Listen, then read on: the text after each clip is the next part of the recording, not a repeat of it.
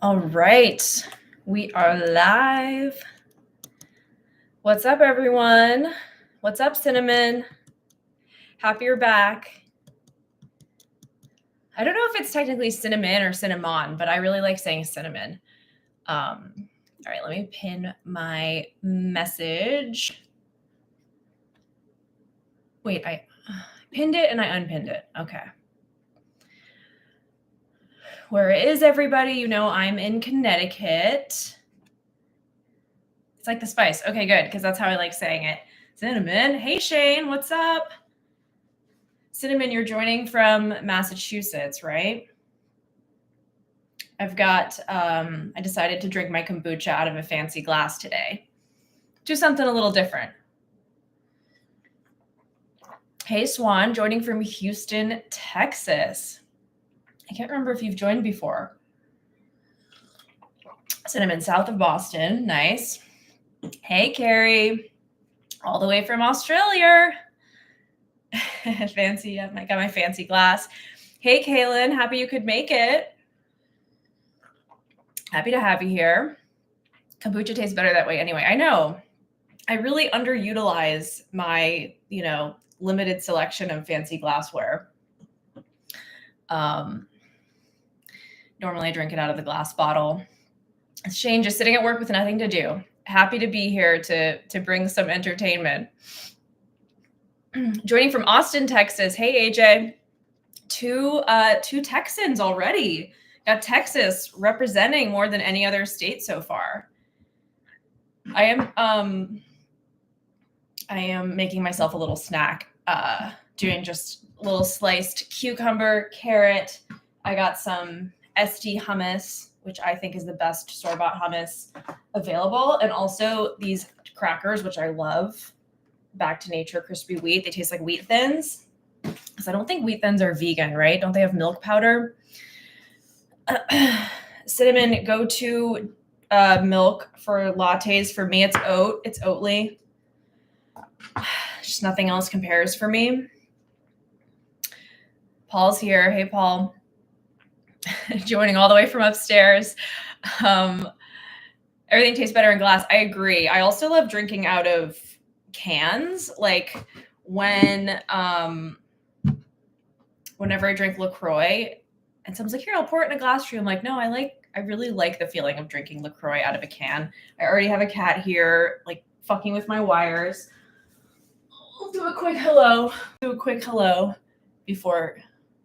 Before things devolve too much into a cat controversy like last time. This is Maisie, everyone, one of our cats. I love Back to Nature. Yeah, I think all their snacks are vegan. Carrie uses bonsai or soy milky. Stephen is here from Canton, Ohio. Nice.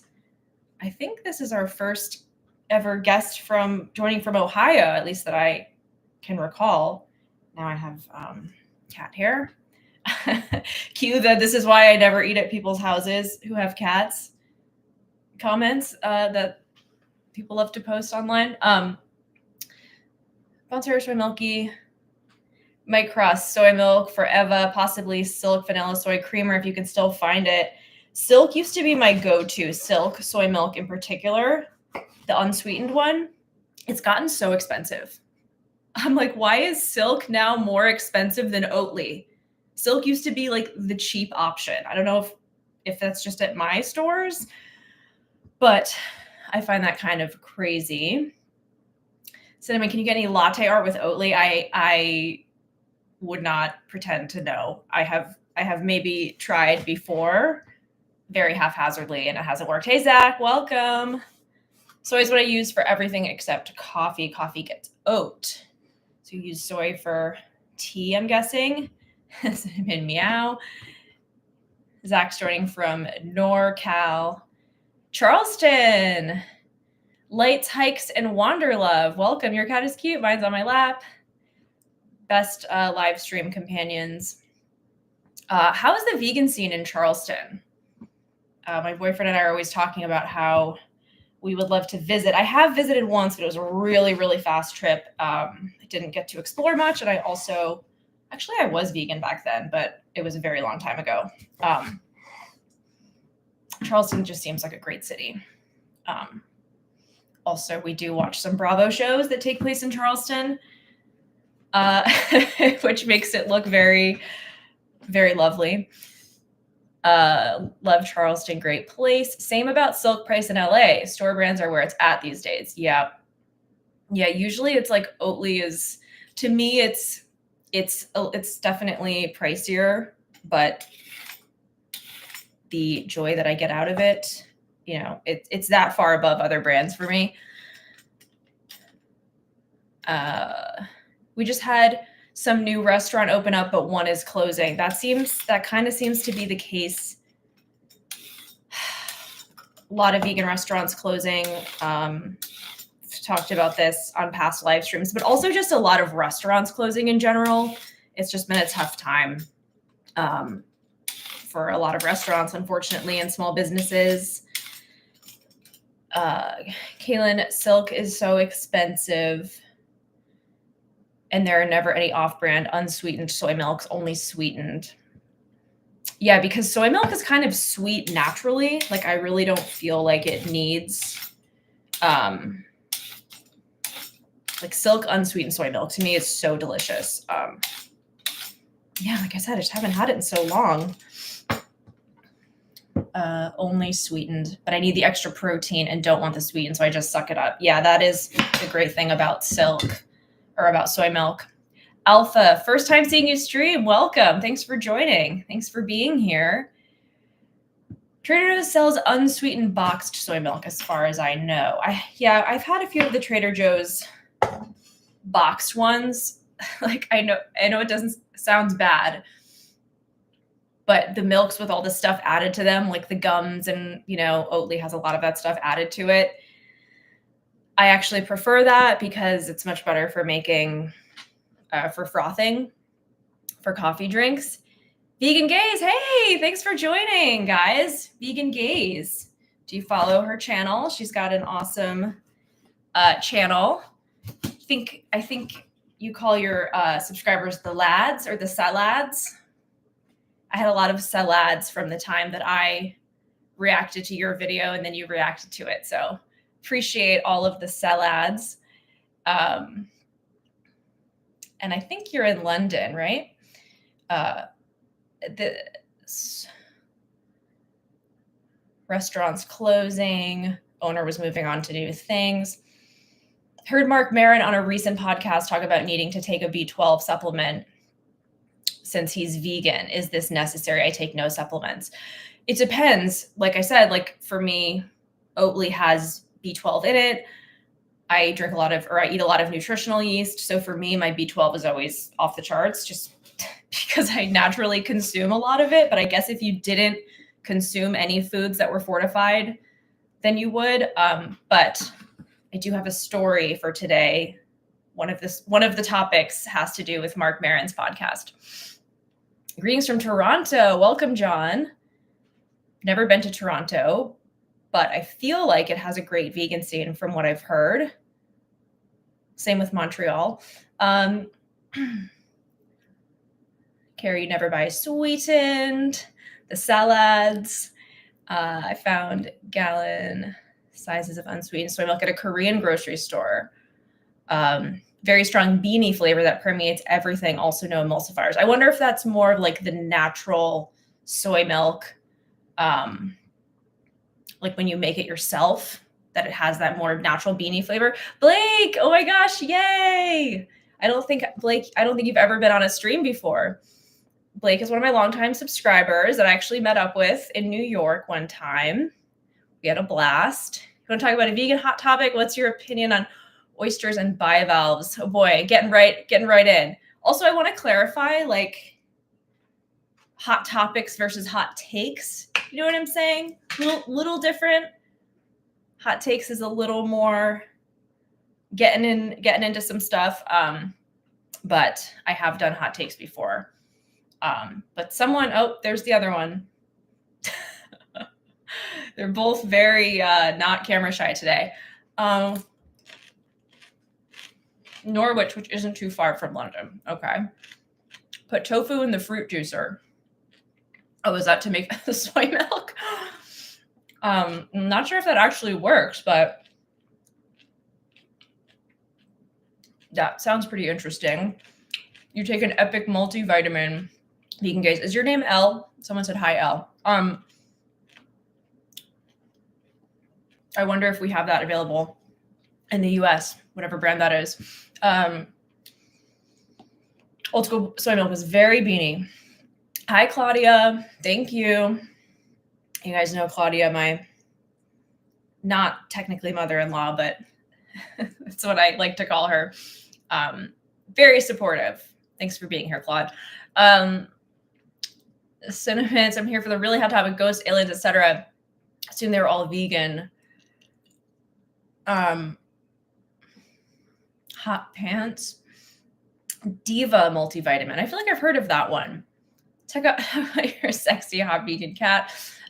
Here's L. Nice. Okay. So guys, I do have a bunch of topics for today. I actually have like way more topics than last time. We'll see how many we get to. Let's start off with a story that pissed me off. Would you guys like if I put the link to the thing I'm talking about in the chat? Or is that unnecessary? Let me do it just for people who join partway through. Okay. Anne Hathaway jokes she has the personality of a vegan.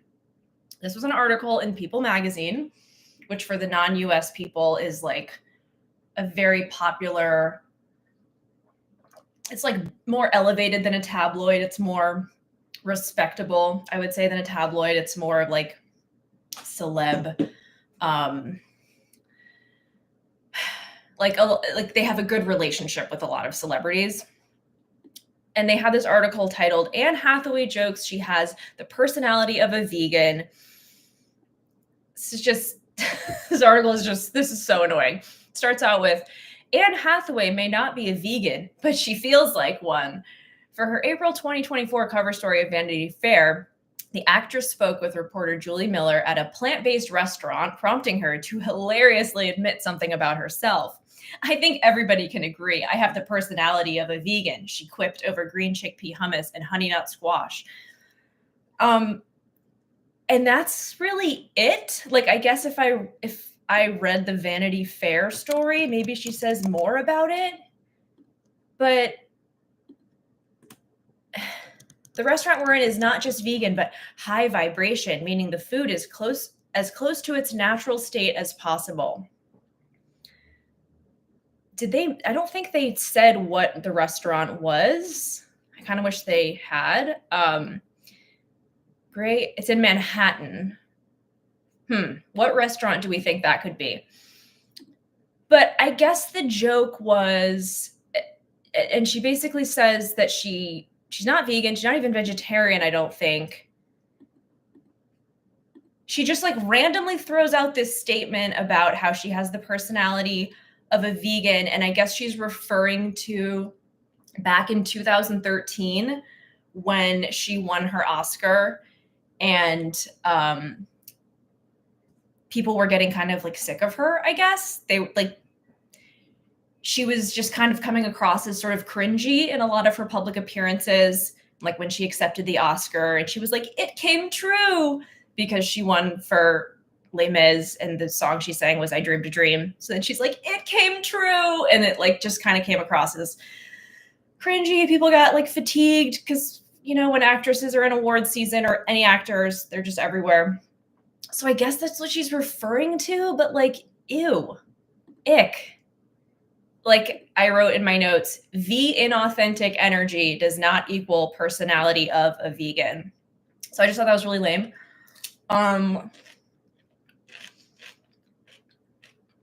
Like I said, it is comparing,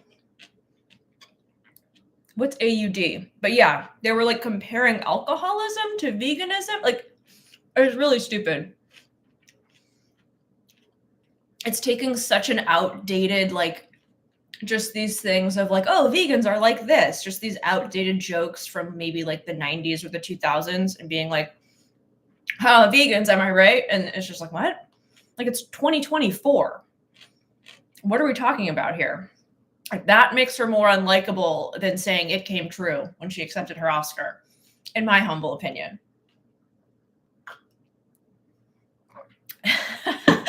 Bot said, now I understand half a hate. I guess that's what it was called. I mean, look, I'm not saying that. I'm not saying I think that seems kind of like cool and nice in general, and obviously very talented. She's saying that. Like, she's being self-deprecating about herself, but at the expense of vegans. And I have to imagine she probably has a lot of vegan friends. It was just stupid. Maybe it was just an off-the-cuff comment. But then the People magazine article title is Anne Hathaway jokes she has the personality of a vegan. Like, that's the story. I don't know. Slow news day, I guess. Very silly. Yes, Blake, we figured it out. Good job. I knew that it was a restaurant that sounded familiar. The restaurant is ABCV. I've never been there, Blake. Have you? Cinnamon, vegans tend to be kinder and more informed, so I have no quarrels, of course.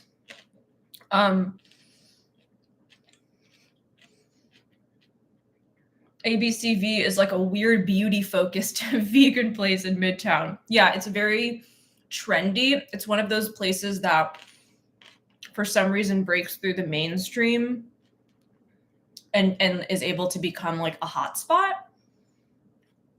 Because I think that they maybe like don't really market themselves as a vegan restaurant. It's more just like plant forward. And as this article states, they're like based on vibes or something like high vibes, which I feel like is always kind of a red flag with a vegan. Like, just be a vegan restaurant. You don't need to be like high vibes or anything like that. You haven't been there. I've never been. No, there's just always other places I'd rather go when I'm in New York. It's also very expensive. Claudia, you've been. Is it good?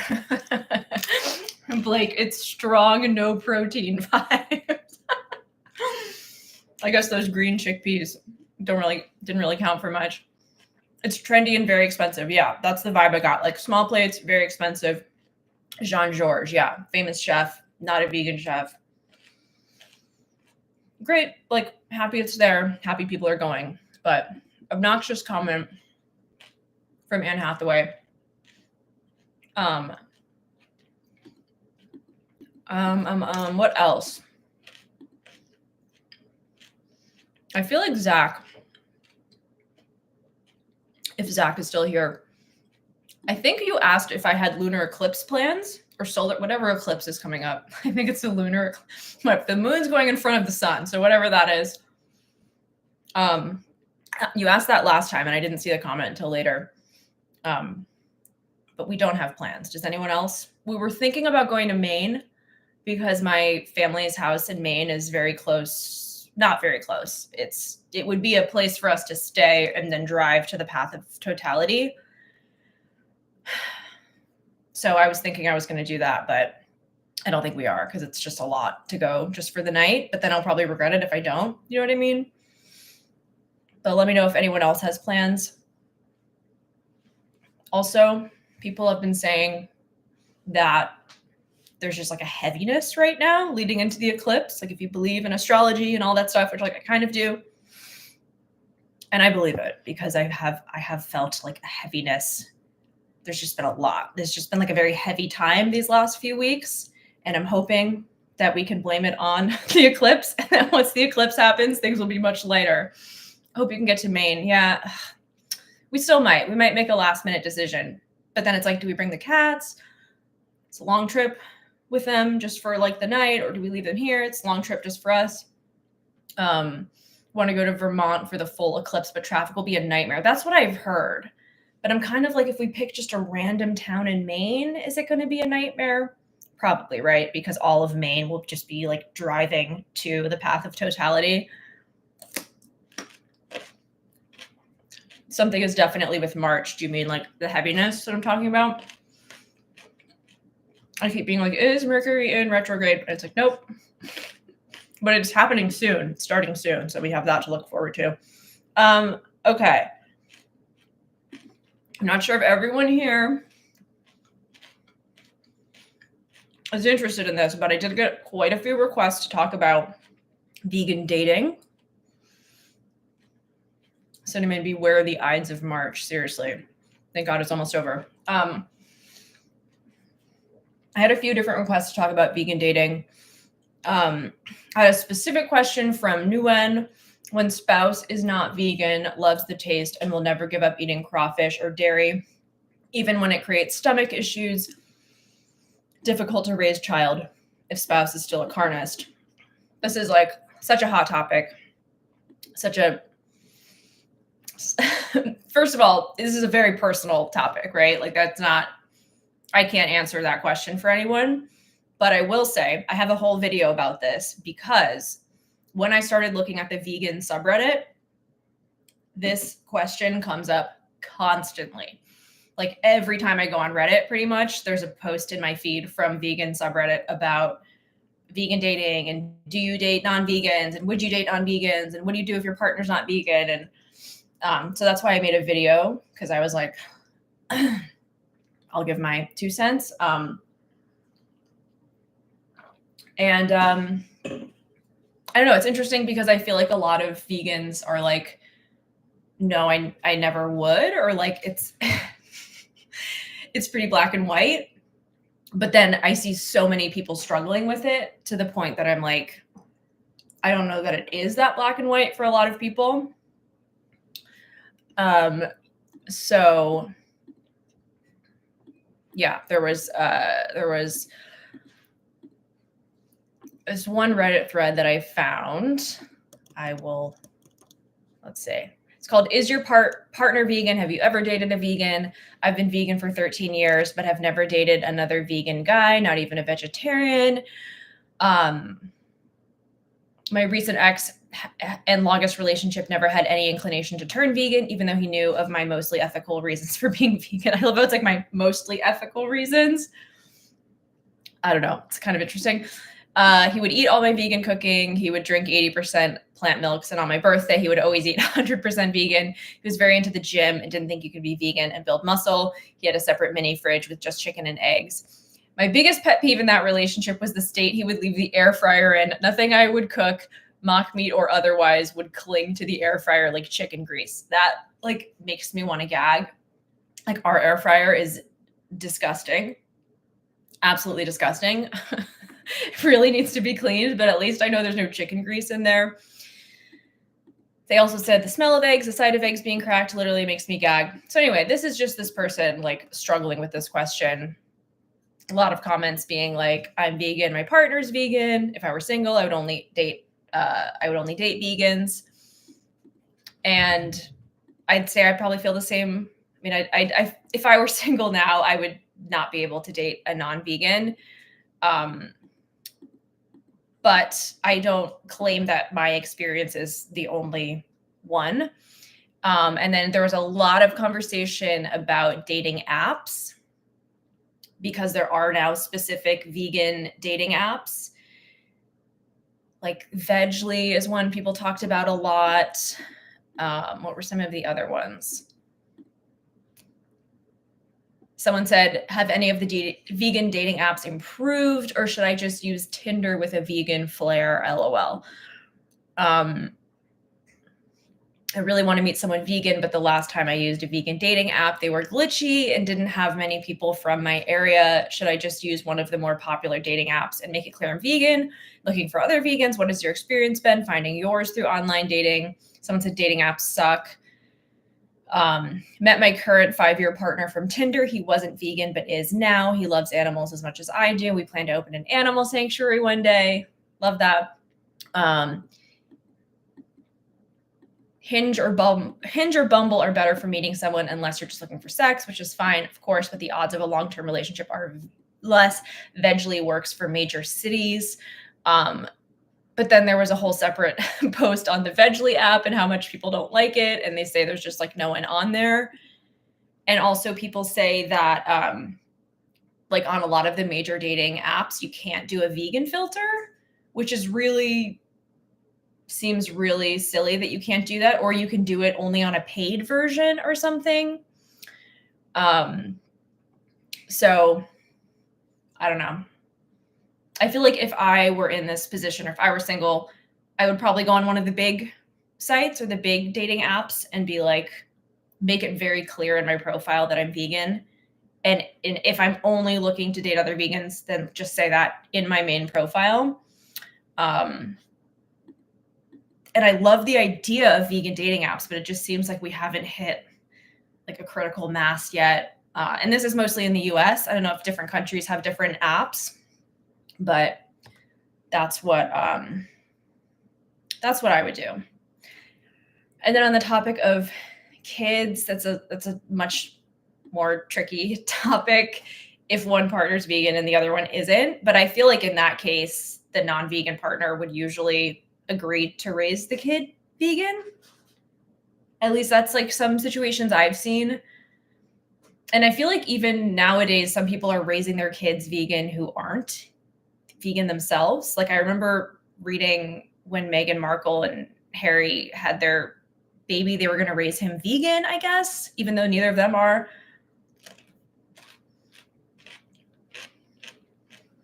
But maybe that's not common. Let me catch up on chat. I've got vegan snacks for the stream. Nice. Vegan snacks are a must. Zach said it's worth the traffic. Some Eclipse enthusiasts will go to remote jungles, deserts, and Arctic landscapes. That sounds amazing.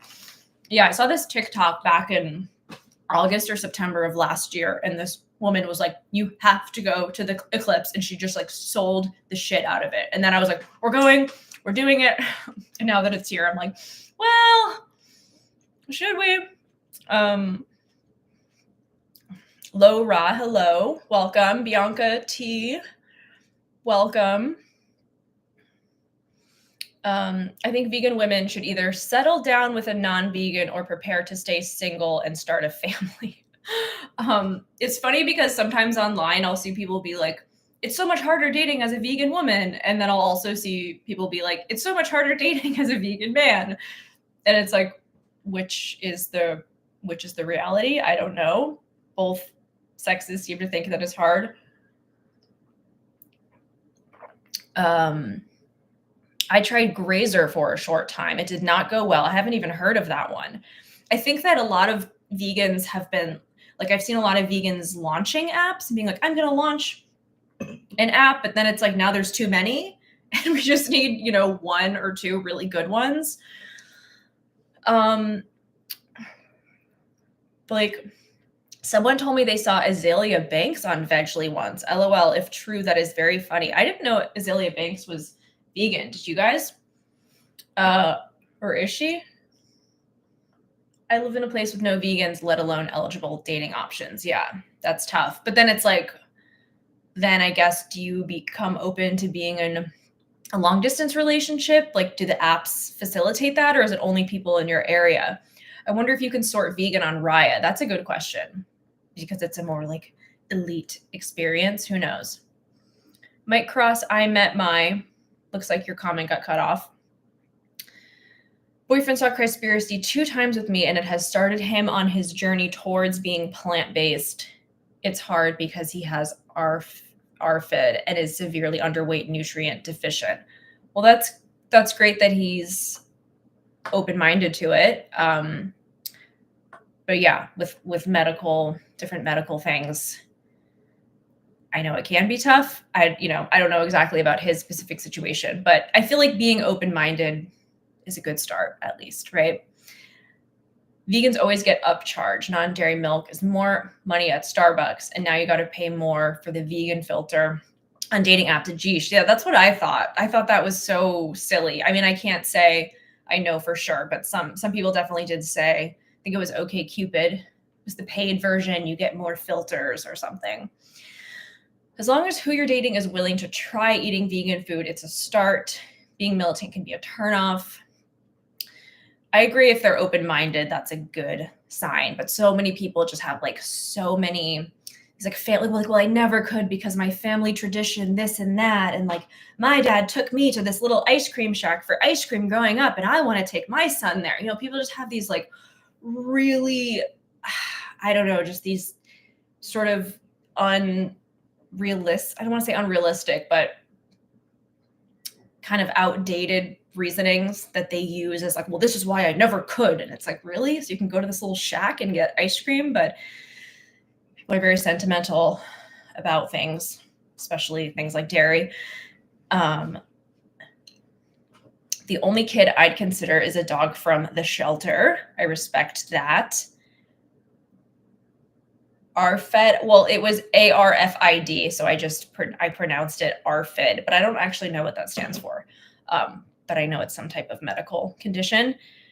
Correction, it's spelled grazer, and it still exists apparently. Interesting. I think vegans should have as many kids as possible adopted or birthed. We need exponential population growth. Yeah, I definitely agree with that argument for vegans having kids. Is like, there needs to be more of us. Like, all the other people are doing it, we should too, to a certain extent. Obviously, that's a very personal decision too. I have to pay $80 for vegan boots at work. Everyone else gets theirs free. That feels like bordering on some type of workplace discrimination or something, that you should have to, like, I feel like there have been a few cases like that in the UK where it's like, I don't know. I feel like your work should provide you vegan boots. I don't know. Not cool.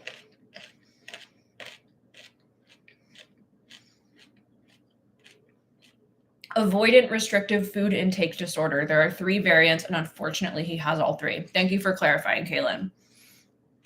That sounds really difficult.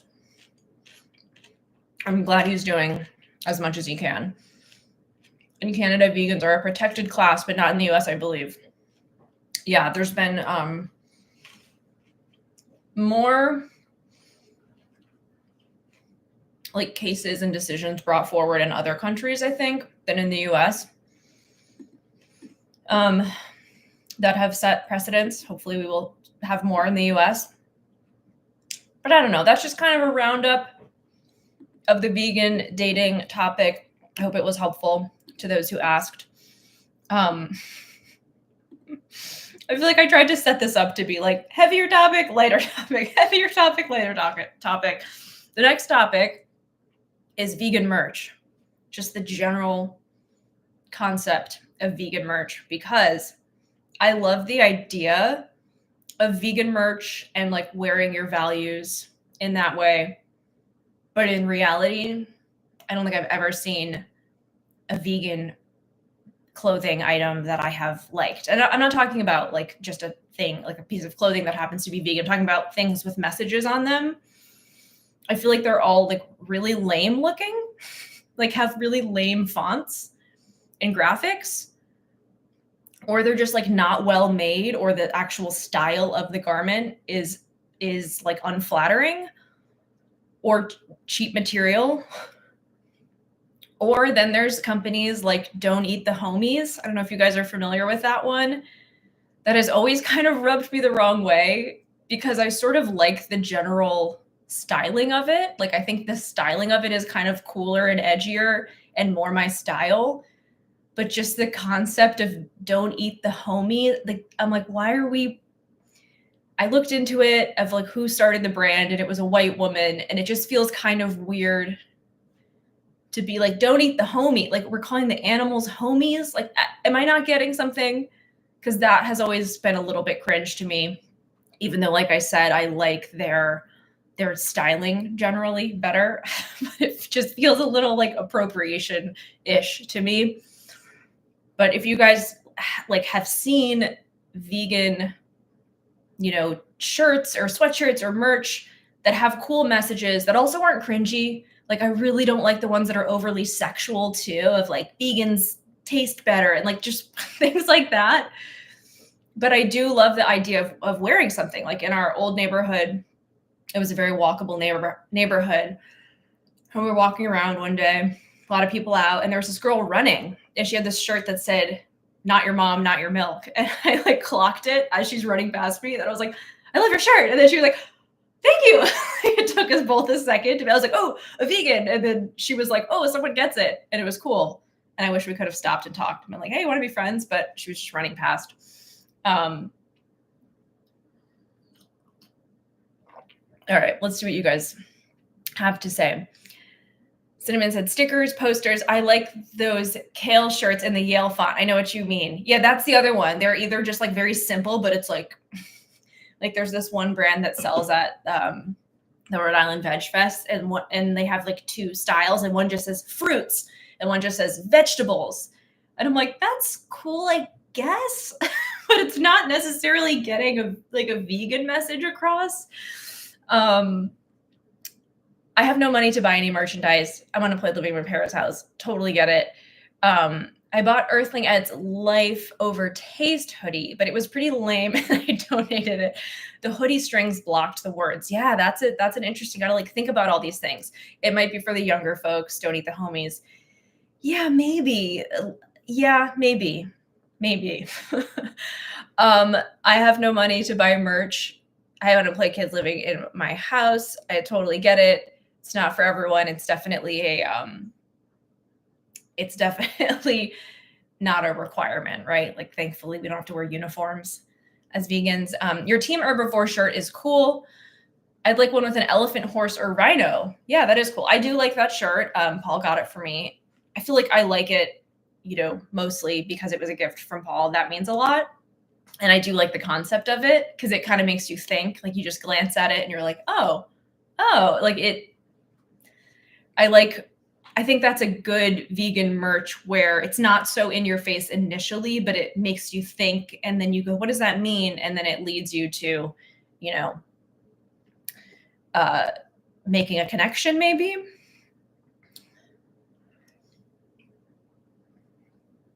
Oh, they eat. Yeah. Oh, they eat blank, not animals. Exactly. Kind of cringe, but I get the comedic activism takes. I do. I get it, I guess. I don't know. Maybe not a vegan message, but I really like the kale shirts and the Yale font. Okay, that's the second person that said that. Okay, people really like that one.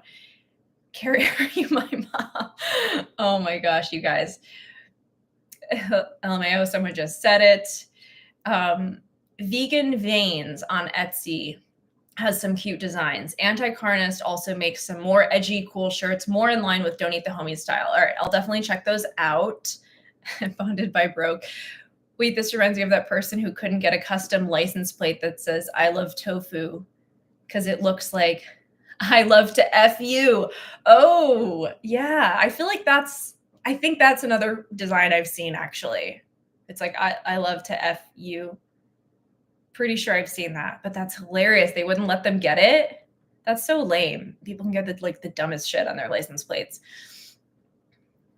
I have seen shirts that say, I don't eat anything that poops. Wow. That definitely sends a message. The Hail Satan ones are sick. LOL. Yeah, those are funny. I mean, not exactly my particular style, but it's a tough one. You might want to keep it subtle, right? Anything too direct might come across as confrontational. Yeah, I feel like there's a real art to it.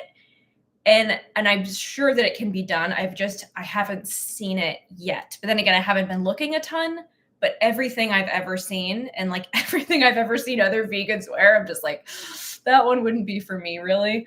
I love the idea of wearing a cool message, but I already have so many t-shirts. I need a sticker for my sticker water bottle. Yeah, stickers are good too, because that's like really something that you carry with you a lot and that people will see. I had this idea a few years ago because, sometimes I'll wear vegan leather purses or vegan leather shoes or like a faux fur jacket. And there is kind of this thing of like, well, if someone sees you wearing a cute leather purse, even if it's not real leather, it might send a message or make that person want to go out to buy a real leather purse.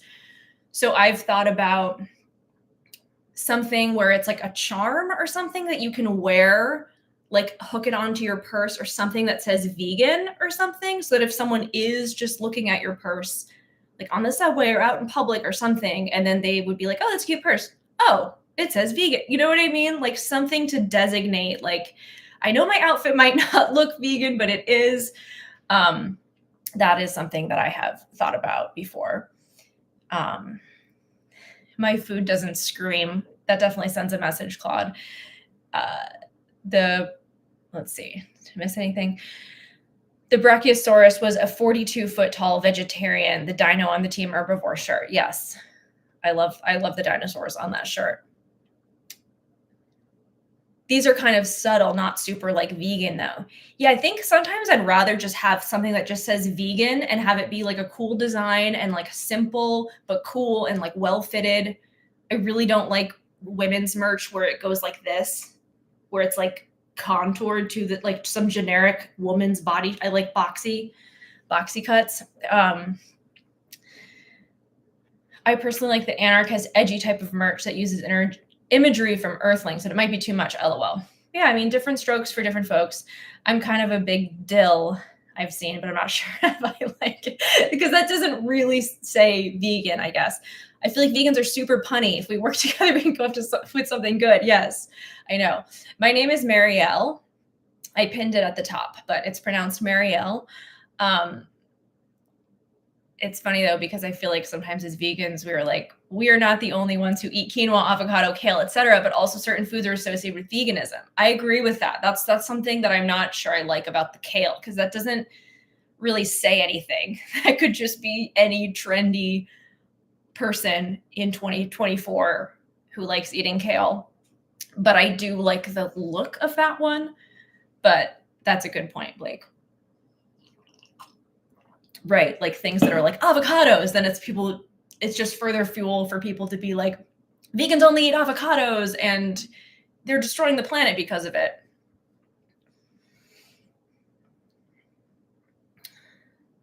That's so cool because I've had the same worry.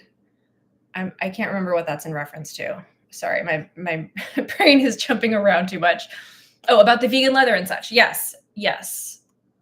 That was just a thought that I had. And I was like, that would be a cool thing, but I'm not sure exactly how it would work, how it would go.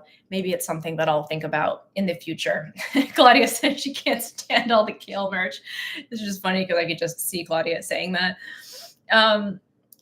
If I wore vegan leather, I'd feel wrong in public unless I had a vegan symbol on it or some text saying 100% plant-based, for example. Exactly. There's been this thing against, I've heard people say, speaking against wearing faux fur because of that reason, even though to me, I can so clearly tell what is faux and what is real, although there have been some faux that look very real.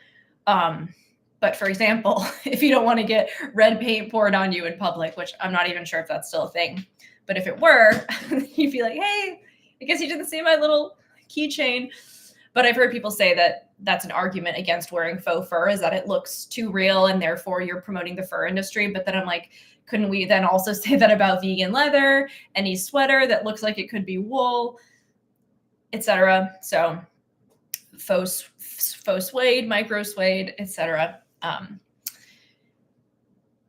Carrie, I can't stand kale. Yes, we have a right as vegans to not like certain vegan things. And I have a right, even though many people like to tell me I don't, to not like mushrooms. And I stand by that. So, Carrie, I will accept your kale hatred. I'm drinking kombucha.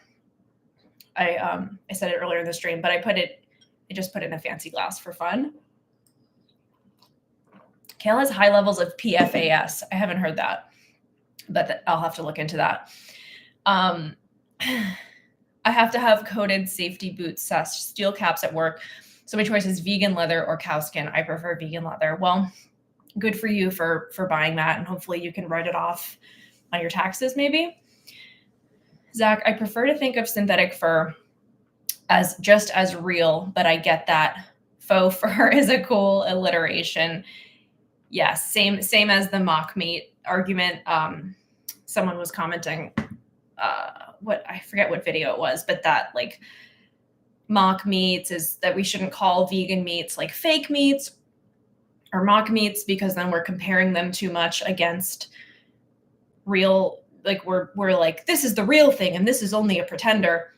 But I do love the alliteration of mock meat. Most vegan merch doesn't make me want to buy it. The vegan V with the leaf just doesn't look cool, in my opinion. I think Don't Eat the Homies does a decent job.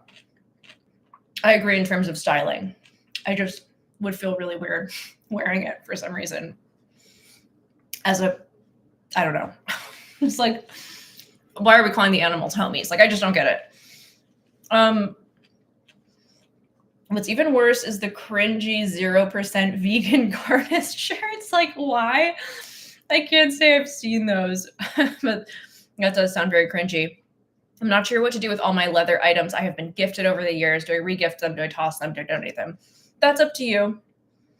I mean, and by all my leather items, I mean a jacket, pair of boots, and a purse, all designer or vintage.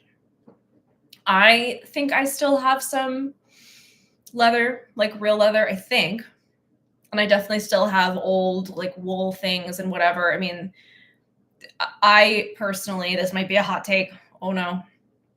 But I definitely don't, I don't think that like I'm a vegan, so I can never wear these things. I think there's a sustainability component to them too. And as we know, many of the vegan synthetic, cheaply made things are very not eco-friendly.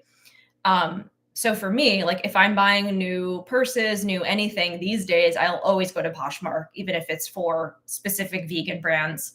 I just think at this point there's enough in the world that no one should be buying more. But yeah, I mean, I don't think there's anything wrong to do with that stuff. But if it feels better to donate them or even sell and then donate the money, I think it's a personal choice, but that sucks getting into the air fryer. Is that to me? Because I said mine was dirty. We love our air fryer. It's doing great. It just could use a cleaning. I'm going to move on to the next story soon, but I think once vegan versions of materials become the norm, there'll be no risk of accidentally promoting the animal version. We just have to make the transition somehow. I thought most fur was faux now. Yeah, I mean, a lot of brands are banning fur. A lot of major fashion labels have, or designers have, don't use fur anymore, which is great. There's still a few that are, but we're getting closer to that. Do you know a lot of vegans IRL? How do I join a vegan cult, please and thanks? I do. I would say I know quite a few in real life, and I think a really good way of meeting people. I mean, I met a lot of vegans through work. At my last job that I had, I thankfully just ended up working with a lot of vegans. And I've met a lot of vegan friends through volunteering. I volunteer at a farm animal sanctuary. And I meet a ton of people that way. If you have a sanctuary near you, it's a great way to meet people, especially because a lot of them will do events and then like vegan festivals and stuff like that. Although at vegan festivals, it tends to be more like you just kind of show up and you do your thing and you leave. Like there's not a ton. Obviously, you can talk to people, interact with people and be like, hey, I want to be friends. But I feel like that tends to be more just like you go, you do your thing, you leave. And then also activism in person is a great way to meet people. And social media too. I actually met quite a few, like obviously I have a social media account, like a content creator account, but through that I met other vegan content creators that were local that ended up becoming friends. So Poshmark underwear too. I wouldn't do that, Claude. I'll buy, cotton, organic cotton, new, just personally.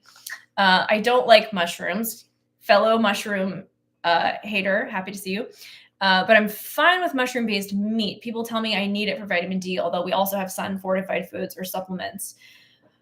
I tried one of the mushroom-based meats and I did not like it because it had a mushroomy texture, which is the biggest thing that I don't like about mushrooms. But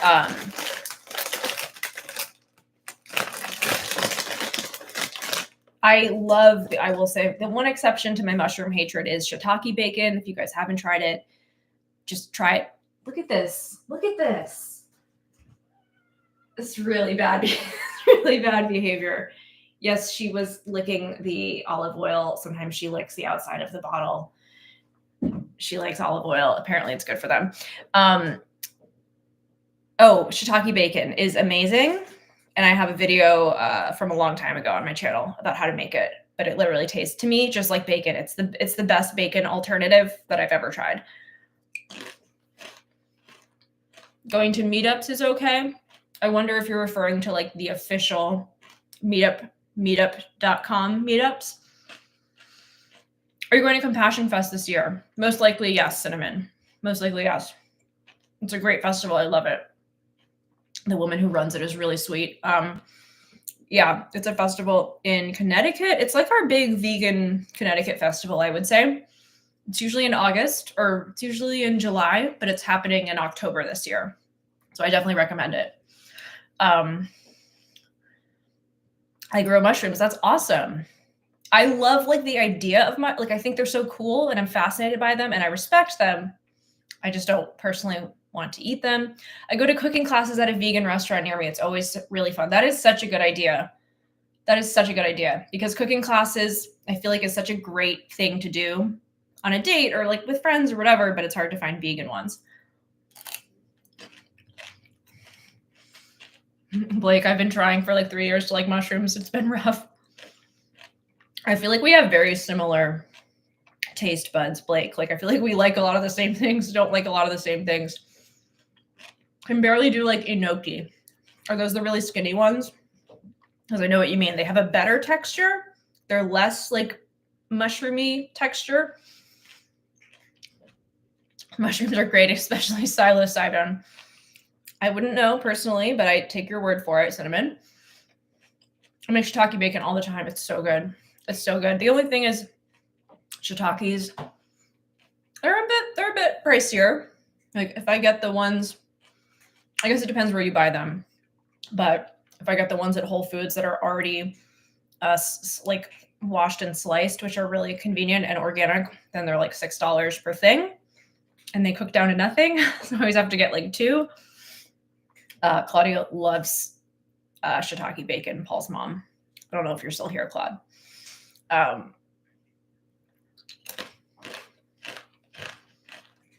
tried so hard to grow mushrooms. Never got a single thing to grow. It sounds hard. Tone Rebel, you don't like shiitakes? I get it. I don't like them unless they're crispy. Unfortunately, many of the vegans I met were pick-me and didn't like the idea of vegans trying to encourage others to be vegan. Yeah, that's interesting. How old am I? I'm 35. If you want to like mushrooms, add Maggie. Maggie. What's that? Claudia, yes, when you make it, I love it. It's so good. Whenever I make shiitake bacon, I never make enough. I always want more. Cinnamon, you love portobellos. It's funny. I actually thought about putting the concept of pick-me vegans in this, in my outline because I came across it. I've heard a lot of people say it, and I feel like it could mean a couple different things. I think the way most people use it is the type of vegans that are like maybe trying to appeal to carnists too much or something, that are like, I'm not a judgy vegan. Like, I'm not like other vegans. I'm not going to try to convince you or whatever. But then I also feel like there's a pick-me vegan that tries really hard to like get the approval of other vegans by being like, yeah, like fuck the carnists, like almost in a bit of a performative way. So I feel like there's like different levels of pick-me within veganism. And for those who don't know what pick-me is, it's kind of a relatively new term that basically means trying too hard to get the approval of others, I guess, in a slightly performative way. All right, guys, let's move on to the next topic. Okay, so there was this article in the New York Times called, let me put it in the chat. Hang on. A simple new technique could make your eggs more humane. So let me make sure this is the right link. Hopefully you guys can access this because it's normally paywalled, but I opened it from an unlocked link. So hopefully you guys can open it. A system that determines the sex of chicks before they hatch eliminates the need to destroy young males. So obviously with with the egg industry, they kill all the male chicks, which is something a lot of people don't know. The article says the egg industry hides a dark secret. Every year in the United States, more than 300 million male chicks are hatched, but because they don't lay eggs or produce valued meat, they are typically killed within a day, usually shredded alive in industrial grinders. The practice known as chick culling is replicated on a huge scale around the globe, with an estimated 6.5 billion male chicks killed each year, or around 200 each second. That's literally, like, I can't with that number. That's so deeply disturbing. And a lot of people don't know this about the egg industry. Just like the dairy industry causes male cows to die, the egg industry causes male chicks to die. So that's why a lot of people say, like, the dairy industry is basically the veal industry, and the egg industry is like, there's not much like more humane about that, or about that versus, I don't know. Obviously, being a vegetarian cuts down on a lot of suffering, but a lot of vegetarians do not realize the suffering still involved in those industries. So, but now an American egg producer says he plans to begin selling eggs from chickens bought from a hatchery equipped with a new technology that avoids that grisly outcome, the first in the United States. So basically, there's a new technology where they can tell ahead of time if the egg is going to be a male or a female chick, and then they just wouldn't hatch the male ones. And apparently this is something that's already been happening in other countries, which I didn't know much about, but several European countries use it, known as in ovo sexing, which can determine the sex of a chick before it hatches. Then unwanted eggs can be destroyed before the point at which, according to studies, the embryo feels pain. This technology would add a few cents per egg, industry experts say.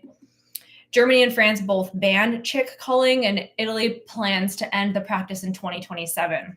I did read someone say, though, on Reddit in response to this article, that a lot of the countries that ban it, it's like, oh, it's banned here. Then people just like drive over the border of another country to do it, which is fucked up. So that is interesting. Like, I mean, this article really highlights how many people are unaware of this practice, which has meant little consumer demand in the United States to end its use. Oh, Blake, I just saw that you quoted something from the article. I think you don't have to be a philosopher to believe that it's morally problematic to let some animals be born just to be immediately killed. So ultimately, I think this is a good thing. Obviously, it leaves still many ethical and inhumane issues with the egg industry, like the circumstances in which the hens live and a lot of other things. But this does cut down on a big issue, which would be great if this were implemented across the board. Undoubtedly, it would be a step up ethically. I just worry that people who just glance at headlines, though, would just be like, a simple technique could make your eggs more humane. Okay, great. They're doing all right, great. I don't have to think about it anymore or something. Like, so many people just glance at the headline and then they're like, oh, great, I'm off the hook. So yeah, but I do know a lot of people in my life that I know who basically like exclusively read the New York Times and probably didn't even know about this. So I'm happy that those people will be most likely reading this article.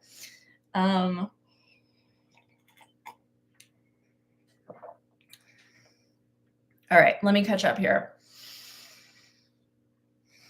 Hello, do you have a story when people were walking in line and someone suddenly stopped walking and all the people bumped into each other? I can't say I have that story. I'm not sure what that's referring to. Palala, let me know. Quitting eggs is so much easier, definitely. Got it. My next topic will be on that topic. This quote is like almost there. Yeah, I agree, Blake. It's like you kind of get it, but like you're still condoning it. Try harder. With love, Mr. Yaman. There's still a lot of ethical issues, suffering, rights violations, etc., that are inherent in egg production at any commercial level or using chickens for eggs in general.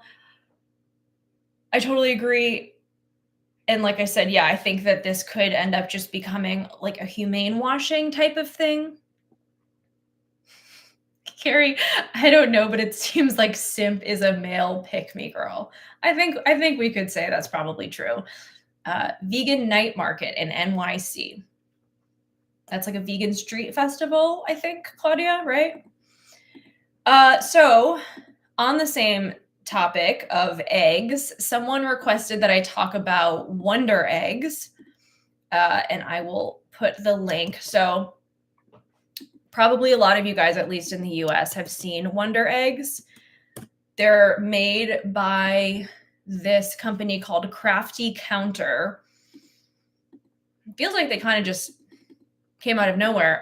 But my subscriber, Lenore Demers requested this and said, the real wonder is what took them so long.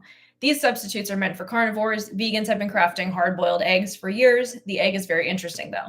So this is basically a vegan hard-boiled egg that looks very realistic. If you guys are able to click on the link, they look very realistic.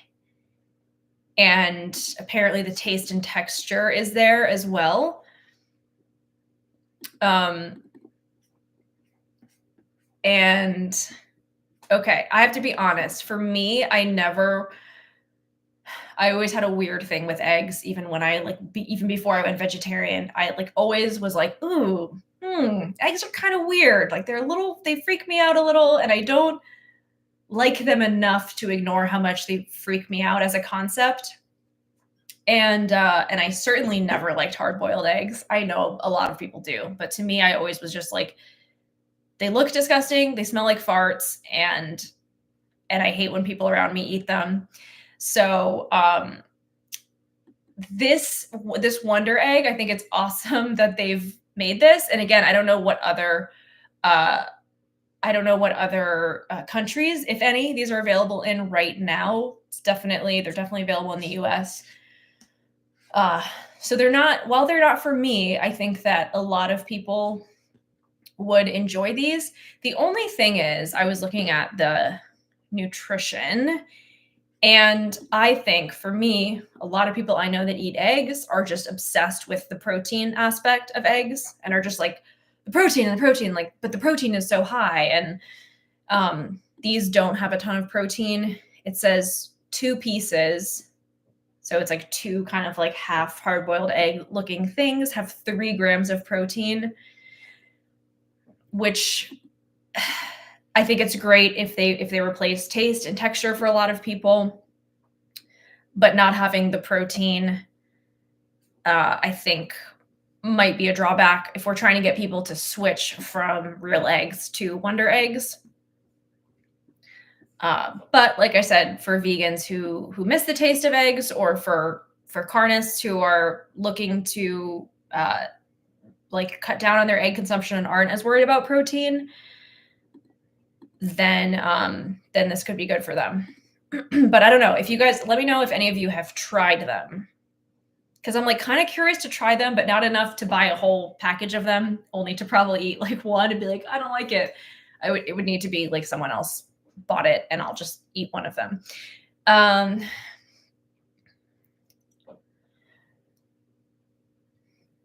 There's an unsettling argument that improving the welfare of animals might actually make it harder for them to get basic rights and protections if people use improvements to accept the practices.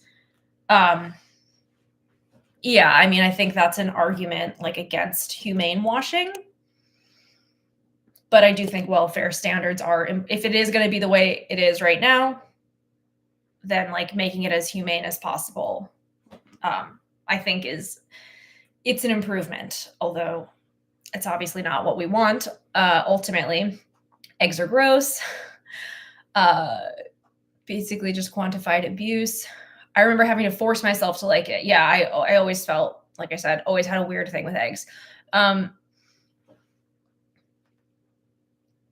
Oh, no, I saw those at Whole Foods when I was making dinner for a boy the other night. And you didn't get them, Blake, I'm assuming? Um, I have no interest in plant-based eggs, but I'm certainly glad the products exist. I agree with that. They were, like, untouched, pushed to the back of a fridge. Yeah, I have to say when I saw them, they were at this store that is like a discount grocery store. It's like a TJ Maxx of grocery stores where it's just like offshoot products from elsewhere that are about to expire. And sometimes the store has great vegan products. But that's where I saw the Wonder Eggs. And they were like $1 per pack. And I was like, I don't know. It just feels like too cheap. Like, I don't know. Like, they didn't appeal to me at that point. My family used to bring hard-boiled eggs for the road trips that, like, literally I just had to suppress a gag because how do people find them appetizing when they smell like farts? I'm sorry. I don't get it. Maybe it doesn't smell. I think the smell isn't as strong as if you're the one eating them. But that's why for me, when I make a tofu scramble or things like that, I don't like the black salt, the kala namak, because it's just the sulfur aspect. And I'm like, why would I want to? That's the thing I didn't like. Why would I want to make my tofu taste like that? Big no for me. Love that people get options. But once again, I have to say, try again. I agree, Blake. Yeah, from what I remember, eggs don't even taste good. Yeah, for me, it would have to be like the perfect type of omelet or something. And even then, sometimes I'd be like, what is this again? Where did this come from? I never like hard-boiled eggs either. I hope they can make them odorless. Well, this one, if you go to the shop section of their website, the most popular one is the black salt Wonder Eggs. So that's like the kalinamak, the black salt that has that like sulfury smell. And I guess you're supposed to add it on top.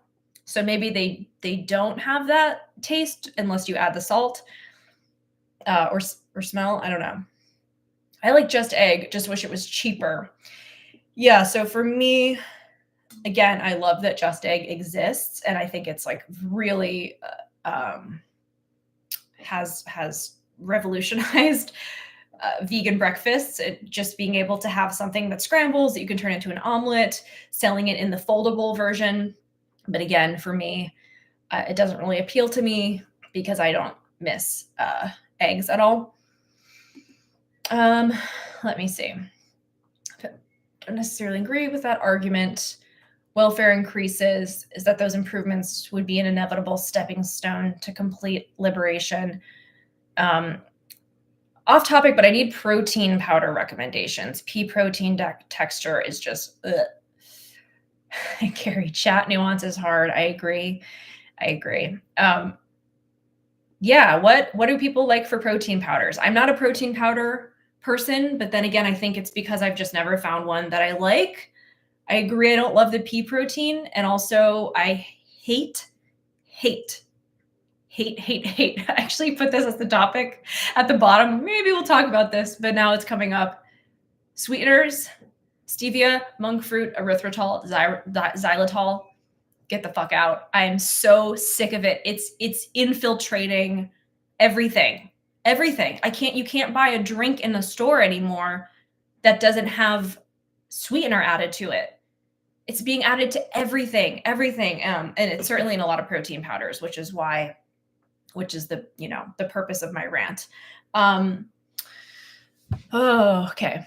What else? But yeah, if you guys have a protein powder you like, let me know. Kaylin, I don't know if you care about sweeteners as much as I do, but I'm very passionate about it because especially with protein powder, it's like someone can add their own at home.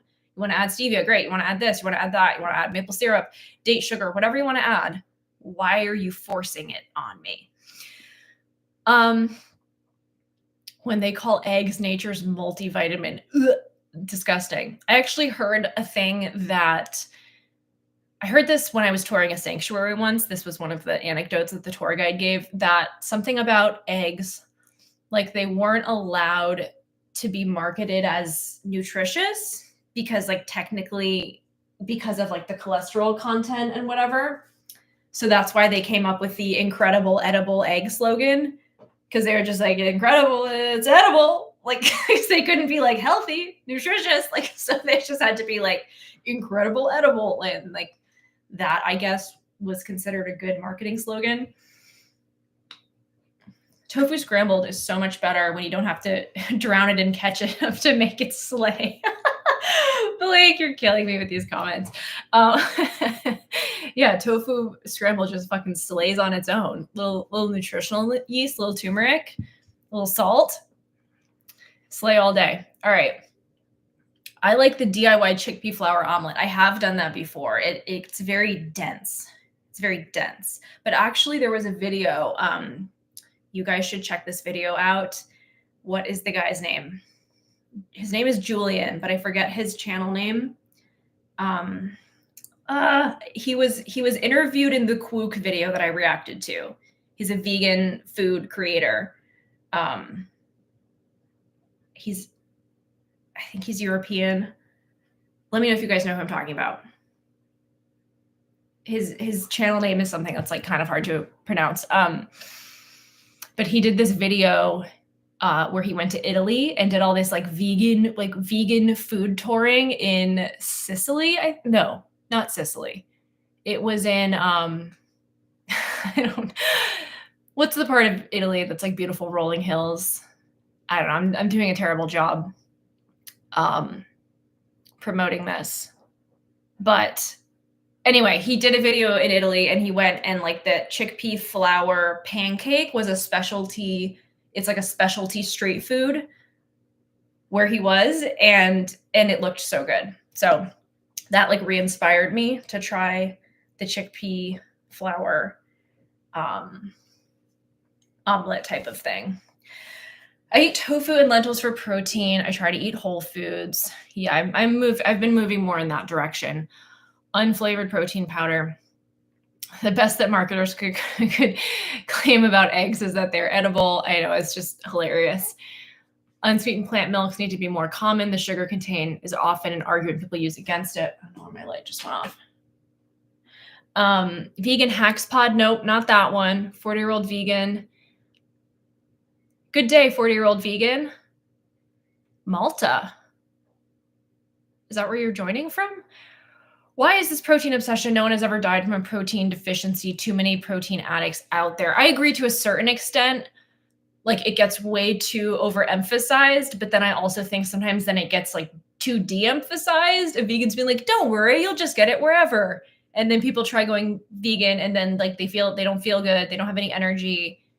And then they blame it on the vegan diet, but really they just weren't eating enough protein because people were like, don't even worry, you'll just get enough naturally, which I think for a lot of us, we do. Armand, yes, that's his name, Armand. Okay, and Tuscany, thank you, Claudia.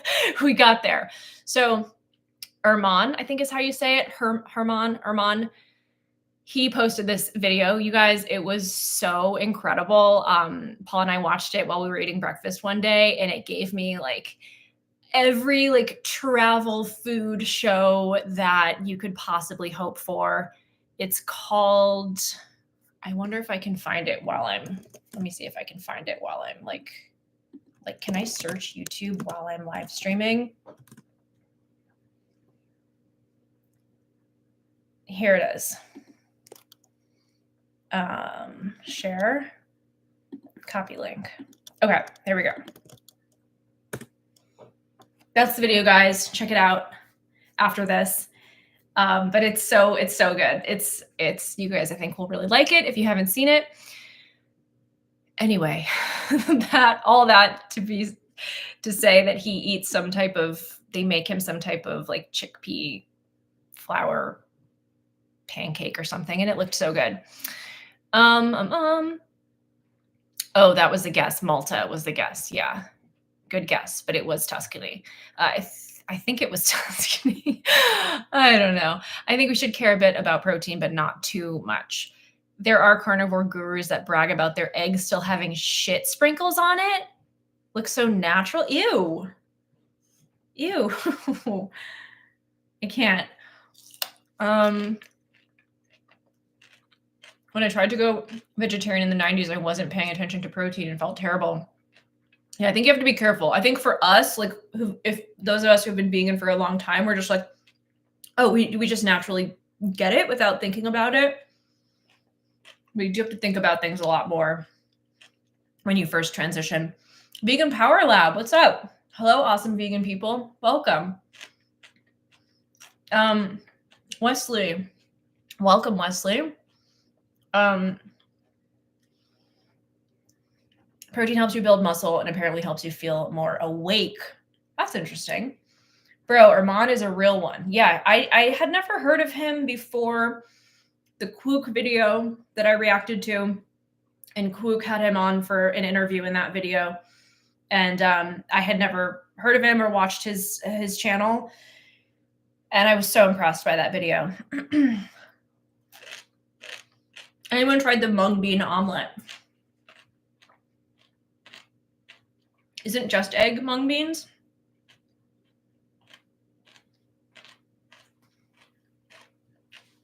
I'm guessing that maybe someone has a recipe to actually just make it out of mung beans. Are you Canada or US based? Me personally, I'm US based. Armand is great for vegan food inspo. What's your go-to savory snack? Well, right now I'm having hummus and veggies and crackers, which is a lot more like whole food based than I usually have, because I'm kind of like a chip. I'm kind of like a bags of chips, bags of snacks gal. So I eat a lot of that. I eat a lot of just like vegan chips and puffs and snacks. I also will sometimes do vegan jerky. Lately, I've been getting a huge bag of pistachios from Whole Foods. I find the Whole Foods pistachios much better than like the Wonderful Pistachio brand, because I feel like when I was younger, pistachios were always green and they tasted amazing. And then the Wonderful Pistachios are always like brown and taste slightly burnt or something. Anyway, so I've been loving the Whole Foods. We just get this huge bag of pistachios, and pistachios are apparently really good for you, and they taste delicious. So I would say that's kind of been like my go-to throughout the day. But I'd love to hear what everyone else eats for savory snacks. Ducky said, your Quook video introduced me to your stuff. Nice work. Thank you. I'm so glad that that video brought you to my channel. And yeah, Quook ended up messaging me and commenting, and he was so awesome about it. And it made me like him and appreciate him, although I probably won't watch his channel because I think he mostly cooks animal foods. Some mushroom connoisseurs like poop on their food too. Is this real? What is happening? All right, let me catch up and then I'll move on to the next topic. I also have chips, so I get it. Any of them you make yourself? I've tried making my own snacks before. I've tried making my own potato chips. Very labor intensive for somewhat small yield. And I have made kale chips in the past. I haven't done that in a long time though. A long time. I've also made my own crackers. Over the summer, I experimented with making crackers because there's this brand of vegan crackers that I love. I think they're called Home Healing Foods. No. Yes. Home Healing Foods pizza crackers. Do you guys know what I'm talking about? They're so fucking good. But they're expensive and we will go through a bag so quickly. Let me put it in the chat. But I attempted to make these myself over the summer, basically just using, like, looking at the ingredients on the bag and recreating it. And they came out okay. Not perfect, but pretty good.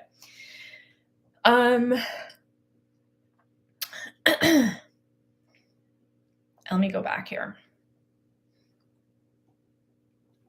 I guess it was a homemade just egg omelet I saw someone make. It was a pretty simple recipe, like a fifth of the cost. That's great.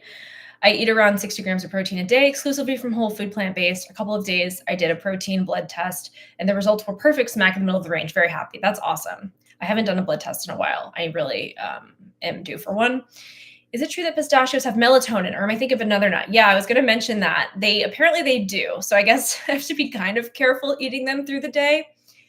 But what I've been doing, I'll do a nighttime snack of pistachios and tart cherry juice. Both apparently raise melatonin levels in your brain. And it's like a really nice little late night snack. I really liked the conversation with Miyoko. Thank you so much. I hope you guys enjoyed that. If you haven't watched it yet, I hope you will. She was so cool. It was so nice getting to talk to her. And I feel like she was she said a lot. She was really open. And I appreciated that. I wasn't really expecting her to like talk as much about the situation as she did. But I really enjoyed that conversation, and I'm glad you guys did as well. I eat seaweed for a snack sometimes. Good for iodine and omega-3. That's another thing I hate is seaweed. Seaweed and mushrooms. I would say those are like the two big vegan foods that I hate. I wish I liked it. But to me, seaweed, I just think of like fish. Just tastes like fish. It also reminds me of like getting thrashed by a wave at the beach when I was a kid and just like getting seawater in my mouth. Like it just, I wish I liked it more. That's something that I'm like slowly trying to eat more and develop a taste for because I know it's really healthy. Nori sheets. Let's see. Incorporate those. Have you ever tried tofu chips? I slice the tofu with a mandolin and then air fry them. Really interesting. I've never even heard of that. Vegan Power Lab. Good tip. I did try making jerky once with tofu and it came out okay. This was way before the days when I had an air fryer. I feel like it would be a lot easier now. I gave up trying to make kale chips after multiple failed attempts. I think they're pretty easy, but you have to have it like 350 Fahrenheit, I would say, and be very careful that they don't burn. It's actually harder in the air fryer because they blow around. How would poop get onto mushrooms? Oh, the direction this conversation is going. Canyon Boulder. We have those in the supermarket, different brand. Woohoo, nice. I'll try them out. They're so good. Oh my God, those crackers. If that's what you're referring to. Wow, first live. Fritz, welcome. Already vegan. I don't know if I've said hi to you yet, but hello. Thank you, Zach, on the Miyoko interview. Yes, if you missed it, definitely check it out. I love your good vegan news videos. That's how I find your channel. Thank you. I'm definitely going to do another one soon. I was very happy and also honestly surprised, if I'm being honest, by the reaction to that last one. And I'm happy to do more, and I will do another one soon. Seaweed for life. Wish I liked it. Again, Claudia, do you eat raw or toasted pistachios? You asked a question and then you answered it. Oh, you were correcting yourself. Okay. I think the ones we eat are roasted. Seaweed is great. I love it. Like seaweed. I made tofu fries last night. Tofu bacon is really good in the air fryer too. That sounds good. Is that like tofu cut in the shape of fries? Sounds cool. When I was younger, I remember there being this pistachio product that was like, it was almost like it was like microwave popcorn, but pistachios. It was like this bag of pistachios and you put it in the microwave and then they popped open and then you ate them and they were still warm and like kind of soft and they were so good. And I've looked online and I've tried to find them because I'm like, what were those? And like, what was I doing? Like, were they like closed and then they burst open? I have no idea. Let me know if you guys remember anything like that. So, okay, let's do another story. I saw this pop up and I am usually not a huge fan of celebrities going vegans because I just think like celebrities going vegan stories, I just think that it's oftentimes pointless to get excited about a celebrity going vegan because a lot of times we just take way too little and then we run with it. And this article is kind of an example of that, but I thought it was sort of interesting. This was in Plant-Based News. Cillian Murphy discusses his decision to go plant-based. Let's see. I'll put it in the chat for you guys. I Irish actor Cillian Murphy, the winner of the Academy Award for Best Actor at the 2024 Oscars for his starring role in Oppenheimer, has opened up about adopting a plant-based diet. He was on the WTF podcast with Mark Maron. So whoever referenced the Mark Maron podcast earlier, that was funny. Apparently, Mark Maron is also vegan, somewhat recently vegan, I think. Cillian Murphy told the host, "I've been trying the vegan thing." He cited the benefits to his health and the environment as his primary motivators for eating plant-based. While he admitted, "I miss cheese terribly," he went on to say, "I don't miss the meat. I've been off the meat for a long time. I did have a kind of relapse and I didn't feel any better, so I'm back off it again." When asked by Maron if his reasoning is ethical or health conscious, Murphy said both. Now, in the beginning, there was loads of mad cow disease and all that stuff happening. But I just think it's better for the planet. And that's really all he said on the topic. So he didn't really say much, he just said, "I'm trying the whole vegan thing." Like, okay, like, I'm trying it out. That could mean anything. That could mean like I went to, ABCV with Anne Hathaway and talked about how she has the personality of a vegan. That's a reference to earlier in the stream. And then when, I haven't listened to the podcast. I'd be curious to listen. But Mark Maron asked him if it was an ethical reason or health conscious. And he said both. But then he says mad cow disease, and then he says better for the planet. So he actually didn't say anything about ethics other than just like better for the planet. So,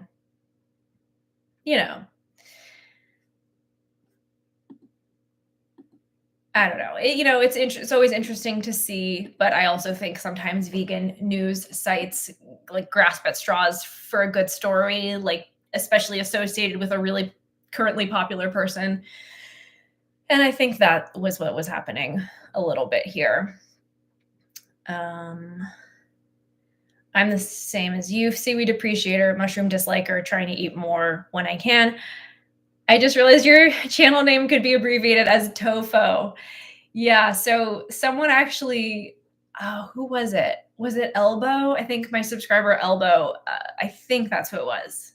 Sorry if it's the wrong person, but commented that once, was like, "Oh, sweet, the new Tofo's out." And I was like, I love that. We can call me Tofo if you want. Roasted chestnuts are amazing. I don't think I've ever had any.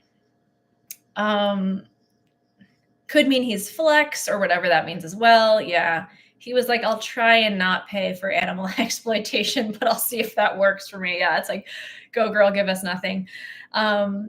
So Corinthus' answer kind of sounded the same when I first started down the vegan path. Yeah, that's true. It can be, can lead to something. But it kind of reminds me of, I did a video last year about Bear Grylls.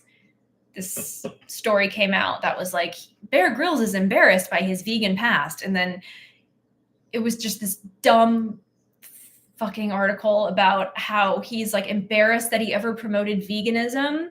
And then he references his cookbook. He's like, "I had a vegan cookbook and now I'm embarrassed." And then in the video, I was like, I don't even know like if the cookbook, if it was actually vegan or not. And then someone commented and was like, had access to it. And was like, "No, there's literally chicken recipes in here." It's like chicken, eggs, like it was fully not a vegan cookbook.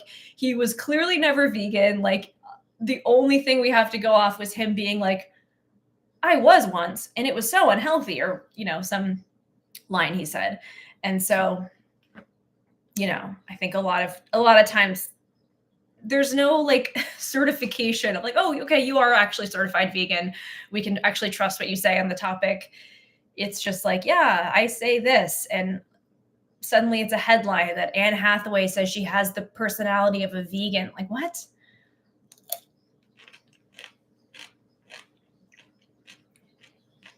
Tofu is so cute. I agree. I love it. No,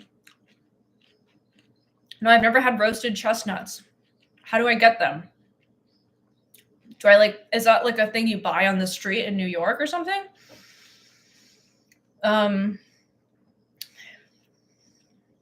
Killian is playing it safe.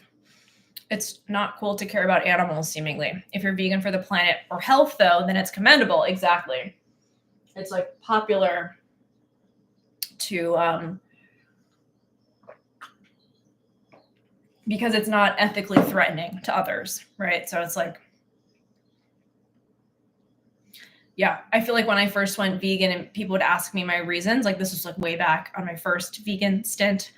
Watch my vegan journey video if you want to know more about that. But like people be like, what's the reason? And I felt like people always wanted me to be like, for my health or like for the environment. Like nobody wanted to hear me be like, for the animals, because then there's an implication there of like, you fucking asshole, you should do it too. You know what I mean? So people like to downplay that aspect, I think.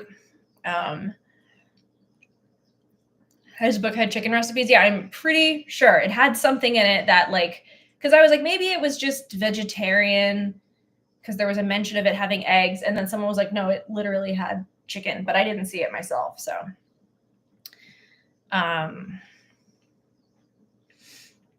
I'm baffled at people that become hostile when they learn that I chose not to eat meat. Yeah, people are just triggered, reactive. And like some would say that means that they're like reacting and that's a good thing in some ways. It's like it like pinged up against something inside of them. Whereas if they just fully didn't care, they'd just be like, oh, okay, cool. But I don't know. What's the personality of a vegan even? I don't know. Produce, not pills. We chatted about that a little earlier. It was just a really stupid comment. Roasted chestnuts you can buy on the street in Europe during the winter season. You can also just buy chestnuts and put them in the oven. Have I never had roasted chestnuts? I think I've never had them. You roast them in the fire at Christmas. That sounds like something out of an old-timey Christmas movie. Well, it is. It's literally something out of a Christmas song. I just realized. Roast chestnuts in your fireplace. We'll have to try that, Claudia. You'll have to come over and we'll have to try it. Produce, not pills, always having correct opinions. The joke goes like this. A vegan walks into a room. That's it. Yeah, that's true. Personality, I would say vegans are in general more empathetic than average. I would definitely agree with that. That is an awesome cup. Dan, what are you drinking? Well, I have 2 cups here. I've got my kombucha and I've got water. This is just water, but it's like an amber cup. This was a gift from Claudia. Thank you, Claudia. I'm using the cups you got us.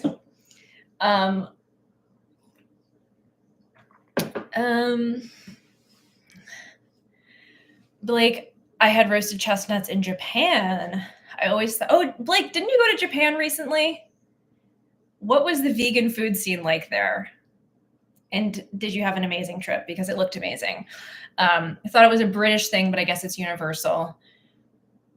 Chestnuts roasting by an open fire is a Christmas Carol lyric. Yep. An amber cup. I know, it's cool, isn't it? It's pretty. I like it. Vegans usually tend to be progressive on most social issues. To be fair, Christmas is in summer here, but my mom is English, so we still had English traditions. I always forget that Christmas is in summer in Australia. Changes everything, I feel like. Let's see. Oh, Cinnamon. I don't know if Cinnamon's still here. Cinnamon had requested to talk about vegan travel. And I don't have a ton of experience on vegan travel. Cinnamon, yo, okay, you are still here. I feel like Blake is a good person to ask right now because he was just in Japan. Oh boy. Carnage 5851. I'm a right-wing vegan. Okay. It's not always the case that vegans are progressive liberals. Let's see. Both sides, left or right. I'm sure we'll get into some conversation here. Where's the Mark Maron story? That was the Killian Murphy plant-based news article I just posted. If you scroll up,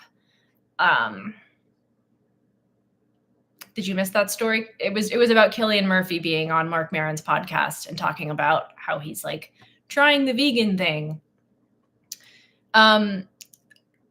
Vegan travel. I don't know. I think Cinnamon probably just wanted me to talk about what it's like to travel as a vegan or how to travel as a vegan. Sorry, I napped off.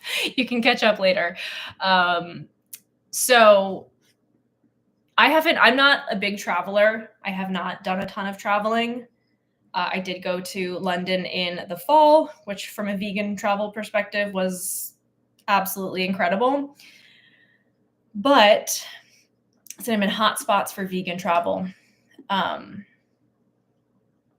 was thinking about the Happy Cow app, and that's the thing to use when you're traveling. Blake, you speak Japanese? That's so cool. You speak Japanese a little, so it was pretty easy to ask for things without meat, but fish stock was so difficult to communicate, so I'm sure I accidentally was given a ton of fish. Yeah, that's interesting. I was just talking, or that came up in my video that I did a couple of weeks or last week about veganism in South Korea being on the rise, but how difficult it is there because I guess fish stock is just in so many things, or like fish, just a lot of fish ingredients. But I'm curious, Blake, if there were actual vegan establishments you were able to go to.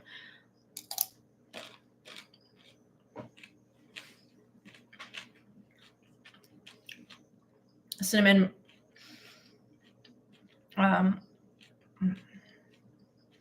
The vegan personality thing reminds me of something associated with another earlier topic. I had listened to Mark Maron's podcast for quite a while, and he would sometimes talk about the way he eats. Yeah, I've heard that he talks about it in his comedy, which is really cool. But I don't listen to his stuff, which is plant-based basically. But I always felt like he has been a vegan to be, because the guy has always seemed to me to be so empathetic and compassionate. I know what you mean. Cinnamon, my wife, and I want to go back to New Orleans. Saw it has a ton of vegan food places. I can't remember if we talked about this on another live stream, but sometimes there are threads in the vegan subreddit about the best and worst places to travel as a vegan, and I feel like New Orleans has come up as one of the worst. Maybe that's changed, but for some reason in my mind, I associate like New Orleans bad.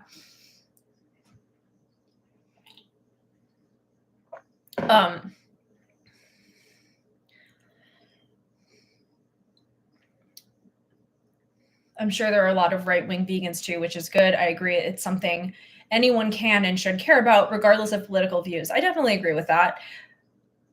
Blake said, I took a try your best approach to it, and Happy Cow's the best, especially in Asia. Okay, I want to talk about Happy Cow because I have never liked the Happy Cow app. Like I have just never. I find it something about the interface. I don't know if it, like, I find it to be outdated or something. Like I'm just looking at it now because I used it when I went to London, but I just find Google to be so much more streamlined and user friendly.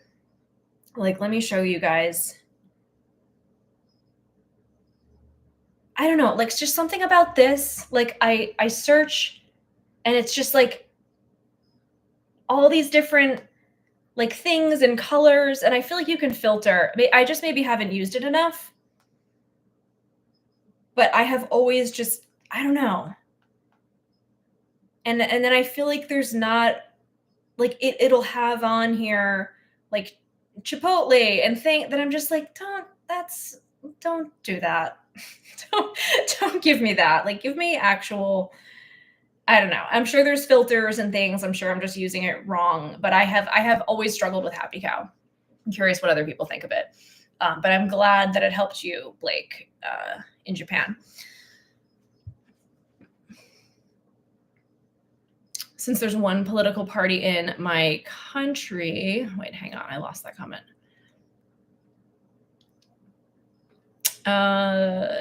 That's on the right, but is still done because some good stuff for animals. Interesting. Steen or Stein. I'm not sure if you mentioned where you're joining from, but that sounds interesting. Very different from the US. I was in the UK in the summer vegan camp out. We the Free outreach was pretty great. That's awesome.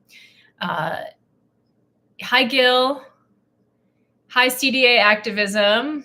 Welcome, guys. Nong Shim just added a new vegan ramen. Where is that, Tone Rebel? Oh yeah, there was a ton. There's a really popular chain now called Ain Sof that Japanese people recommend. It's in like every big city. That's cool.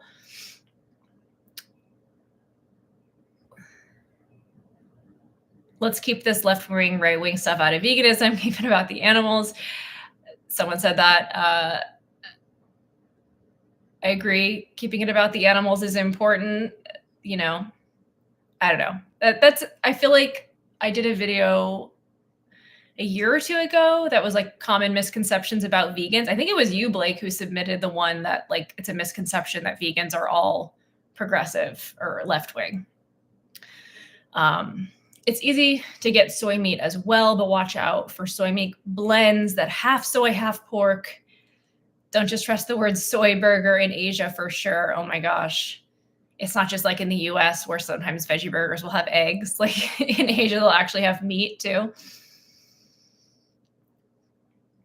Travel is difficult when you are trying to get breakfast here in the States. Oh my God, so true. I will usually bring plenty of snacks and use Google Maps, search vegan and Happy Cow. Yeah, when I was traveling a lot for work, I would always just bring my own breakfast stuff because I'm like in a hotel, I'll always be able to get fresh fruit and like fresh vegetables. Like that's never going to be an issue, but getting, you know, something that's like has protein and is filling, that's going to be harder. So yeah, that was always my strategy. Like forget, like people are like, oh, the hotel is free breakfast. I'm like, great. That means literally nothing to me, except that like maybe I can get some hot water for my tea.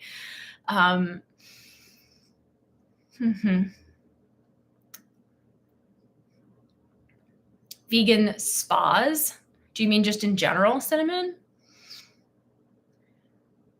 What do you think we should say to someone who wants to go vegan but is soy allergic? Allergies are tough, but obviously there's other forms of protein.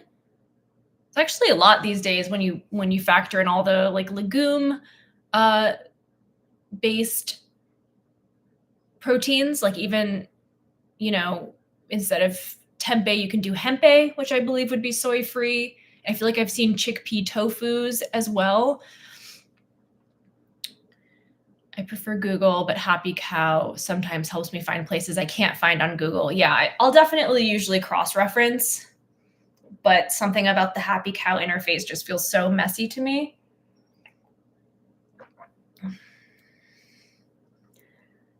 The filter helps, but def not updated. Some places are not even around anymore. Yeah, something about it just feels like I feel like the app hasn't changed in like 15 years, and I'm sure it has, but it just looks very outdated to me. Japan specific tip. If you stay in a traditional inn, look for places around Buddhist temples because traditional Buddhists are still 100% vegan in Japan. It can totally help suggest places. Don't they also sometimes do meals there? Like you can go to a Buddhist temple for a meal. Are there vegan resorts anywhere? There was this woman who was a travel agent who would post in one of the vegan Facebook groups that I'm in. And she was so smart. She's like such a smart businesswoman because she was a travel agent, but she would find places that had really good vegan options or like a whole vegan package. And she would post in the group and be like, $5,000, like for 2 people, like, 6 nights and 7-day stay at such and such resort in such and such country, everything included except for airfare. Like it was just, I was like, this woman is really smart. But yeah, I feel like if you use a travel agent, they could help with that. And there are vegan resorts. I think there's one in Costa Rica. There's one that one of my friends went to for her honeymoon.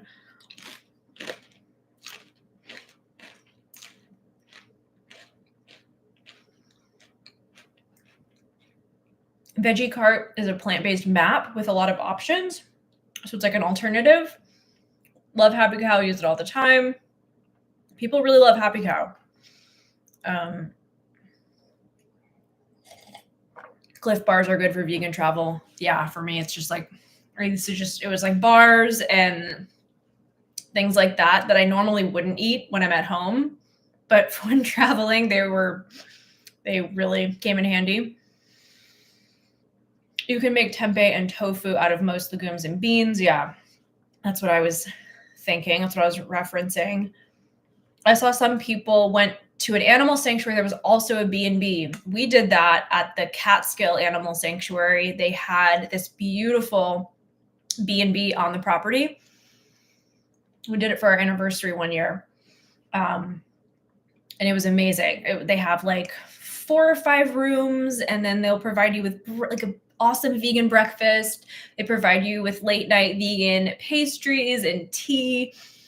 And we went out to dinner at this vegan restaurant in Woodstock, which was just a few towns over, the next town over. But unfortunately, the Catskill Sanctuary is moving. They have to find a new location because of flooding in their area. And they're selling the house that they did the B&B in. But hopefully they'll do something similar. So I can't recommend that one, but we did it once, and it's a great idea. I think the Woodstock Sanctuary actually in New York does that as well.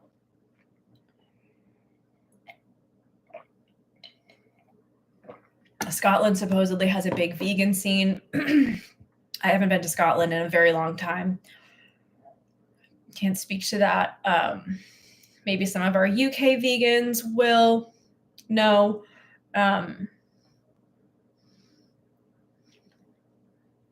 If reincarnation existed and you could choose a farm animal to reincarnate into, which farm animal would you choose? Assuming that I'd be at a farm animal sanctuary, I feel like probably a pig. Like pigs just look like they have the most fun, like rolling around in the mud. Like, I don't know. I'm just thinking of the pigs at JP Farm Sanctuary where I volunteer, and they were living their best lives. What would you guys pick? Edinburgh maybe has good vegan options. Northeastern Scotland is dead. Yeah, I feel like closer to the cities, things are usually better. Have you ever eaten pumpkin tofu? That's what I was thinking of. There's also fava bean tofu. We did have pumfu, and I personally didn't like it. It was so dense and filling. And I used it in the same way that I would use regular tofu, and in the same amount. And it was so dense and filling. I just found myself wishing I was eating regular tofu. But I like that it exists. Like I said, for people who can't do soy. Mexican resort Xcaret is all-inclusive and has a fully vegan restaurant and vegan options at every other restaurant. Love my stay. That sounds amazing. I would love a vegan Mexican situation resort. I want to know who out here is going on those expensive vegan influencer travel packages. I feel like I see so many random vegan influencers, Cheap Lazy Vegan, Anna Travel, etc., do collabs. Yeah, I don't know. I would assume it's like older vegans with more disposable income, or like influencers, like you said, who are getting the trip for free or getting paid to promote it.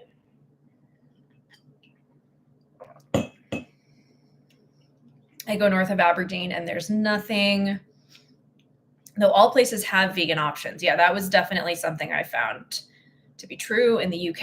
It's like everywhere pretty much has a vegan option, and like a good one, even if it's not fully vegan. I know Veg News hosts international getaways. Yep. I know someone who has gone on one. Miyoko has been doing vegan trips to Italy too. And if you guys watched my interview with her, she's planning on launching some sort of vegan community in Italy. We'll see what happens with that. But that sounded very intriguing. But on her Instagram, I think she like organizes trips. So it'd be pretty awesome to go on a vegan Italian trip with Miyoko. I love Woodstock Sanctuary. It's a great veggie spot in town. Yeah, that's where we went. We didn't actually go to Woodstock Sanctuary. I've never actually been there because I go to the Catskill Sanctuary so much. Neil, you'd be a pig for sure. Tofu never bleeds, you'd be a cow. Vegan music fest. That's a good question, Cinnamon. That would be a good idea. Because I feel like there's enough vegan artists. Wouldn't it be so cool if there was a vegan music festival with all vegan like bands and artists? That would be amazing. I'm sure someone's thought of that. But someone should definitely make that happen. Pigs are definitely awesome animals. I think that's actually a really good choice. They're smart, they have a strong personality, and they roll around in mud, living the life, although cows are cuter. I mean, I think I'd probably say I think sheep are probably the cutest, in my opinion. I mean, if you're traveling, grocery stores always exist. Yeah, you can pretty much always get something in a grocery store, even if it's just a can of beans or a thing of oats. All right, let me see if there's any other.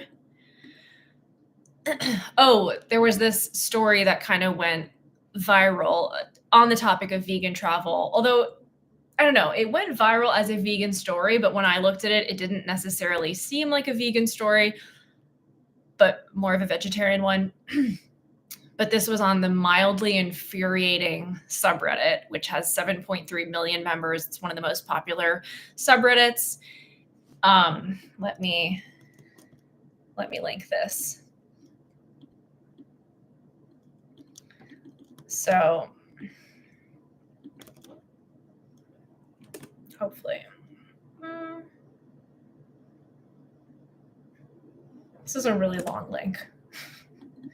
Oh, it's not letting me paste it because it's so long. But it is a picture of a sandwich, like this really kind of gross looking roll cut open with 2 slices of tomato, 2 slices of cucumber. And someone said on a 12-hour flight, this was my girlfriend's veggie sandwich around 8 hours in. And it looks like it has nothing on it, like nothing. There's not like mayo, there's not anything. So he didn't specifically say it was supposed to be a vegan option, but places where like articles came up that was like, this vegan traveler's, experience has many people angry. And it looks gross. But yeah, vegan options on planes are never good for the most part. Cinnamon said, what about a barn cat? Chickens don't get enough love. I've heard many times it's just a chicken. I know, it's so sad. It's so fucking sad.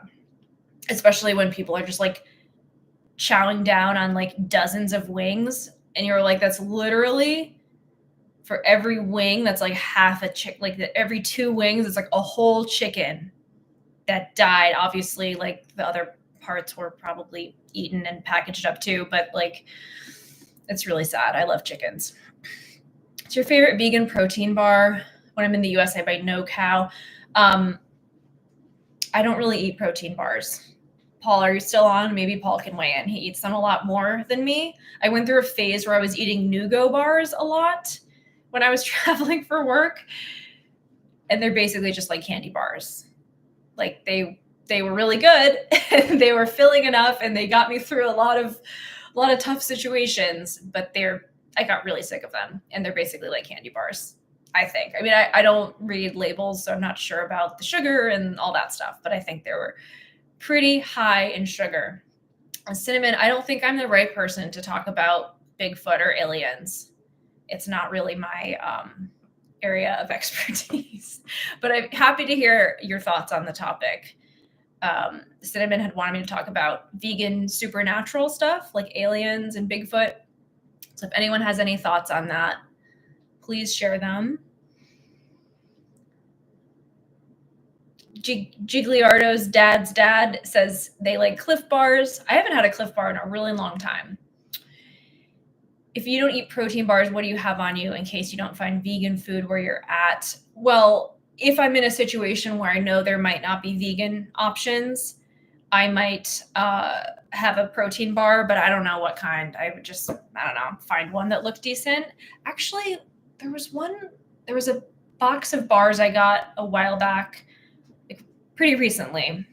I think they were Cliff Bars, but they were some special version and I really liked them.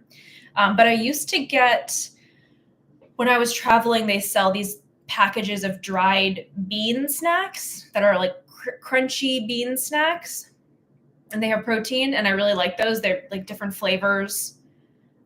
They're like broad beans, I think. They were like crunchy broad beans, and they have different flavors, and those were great for a high protein snack. You like Lara bars? My problem is, okay, yet another thing I don't love is dates, like the taste of dates and the texture and like the, just like, I don't know, it's like so sticky. So many vegan protein bars have dates, so many, like too much date. It's not for me. Edamame beans, yeah, that would be another good vegan like packaged snack. Fasting is always an option. True, but like sometimes you're at work or you're, at a wedding or something where you need some energy. That's it bars. Never heard of those. I've never seen an alien IDK. Me neither, I don't think. Bada beans. Yeah, I think that's what they were called, Kaylin. What was the flavor I used to get? Speaking of stevia, there was this flavor I used to get that I really liked, but it had stevia in it in these like savory bean snacks. Like, why was there stevia? Let me look it up. Bada beans. Yeah, they were bada beans. That's what they were. I think I got the sweet sriracha flavor. I haven't seen these in forever. Let me look at can I see the ingredients? Yeah, I really liked these. I also love, are they called Brahmi beans or Brahmi beans? They're like what kind of beans are they? I did a video about them. They come in a packet and they're like wet, like they're not dried, and they're pickled and they're so good. Dates and peanut butter. I love the mustard ones. I haven't tried those. I'll have to try them. Let me see, guys, if there's anything else. Sweeteners being added to everything. Covered that one.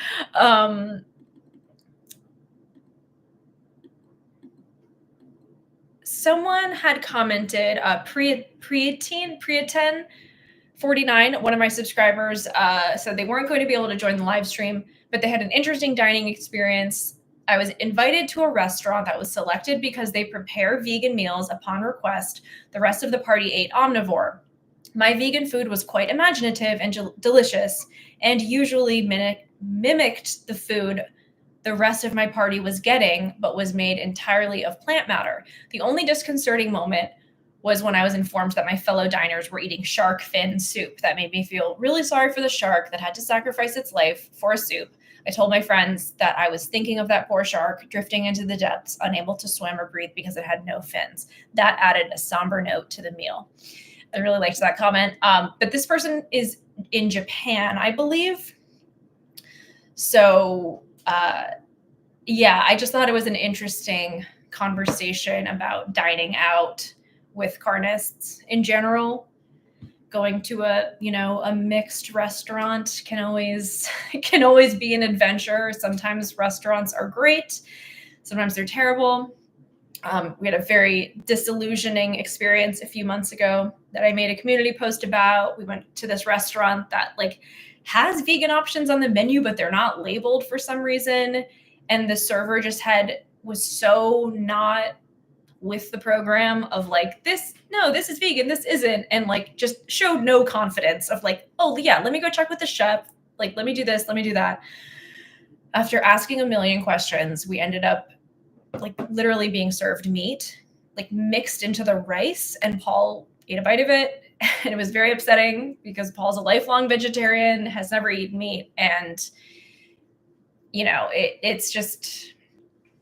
it's hard to trust not fully vegan restaurants. But then it's like when you have a group of people and they don't want to go to a completely vegan restaurant, that can be tricky. So let me know if you guys have any thoughts or anecdotes on that.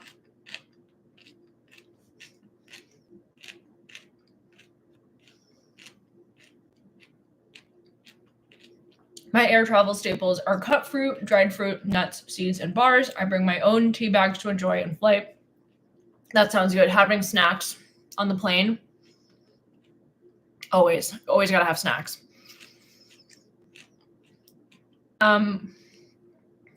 What's my take on sentient AI?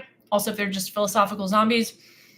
If we take veganism to mean sentientism, then we should respect all sentient aliens and cryptids. I would say I generally agree with that. In terms of the alien conversation, like I feel like I have heard discourse that's along the lines of that the aliens are horrified by what we're doing to Earth. And I like to think that if the aliens visit us, they would look very favorably upon vegans for making a connection that the aliens, being a way more advanced civilizations, figured out, thousands of years ago, if not more. But that's just a little thought that I sometimes have. Snack on nuts and dried fruit. Yes. Dried mango and pistachios. Like I'm good to go. That's it. Bars are just fruit, nothing else. Okay. Yeah. I have had those. Those are good. Not really filling, but they do taste good.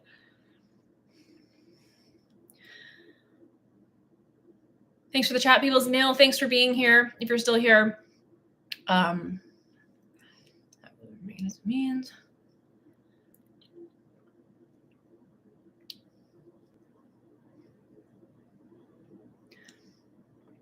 I try not to go anywhere non-vegan unless they specifically state which options are vegan and what is in them. Yeah, I think a big red flag is when things aren't labeled. Like you couldn't even be bothered to make one thing and just label it like the vegan entree or just something as simple as that. If aliens would be more intelligent, they would definitely appreciate vegans more. I agree. I just saw you're from Connecticut. They started a We the Free team in Connecticut, Stamford, I believe. I'll have to look into that. I'm not really familiar with it. Anyone here from Northern California? Zach is. I'm not sure if Zach's still here, but Zach lives in Northern California.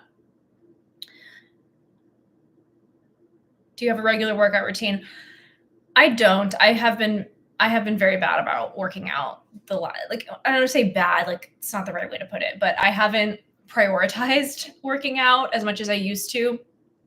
Like when I lived in Los Angeles, I worked out a lot. I was on ClassPass. I would hike. I did a lot of stuff. I guess I haven't found quite the same groove and routine at this point in my life. But when I do exercise, I like doing yoga, Pilates, like low impact. I don't really like anything high impact. And I also skate. I do figure skating recreationally, although I haven't done it too much this year.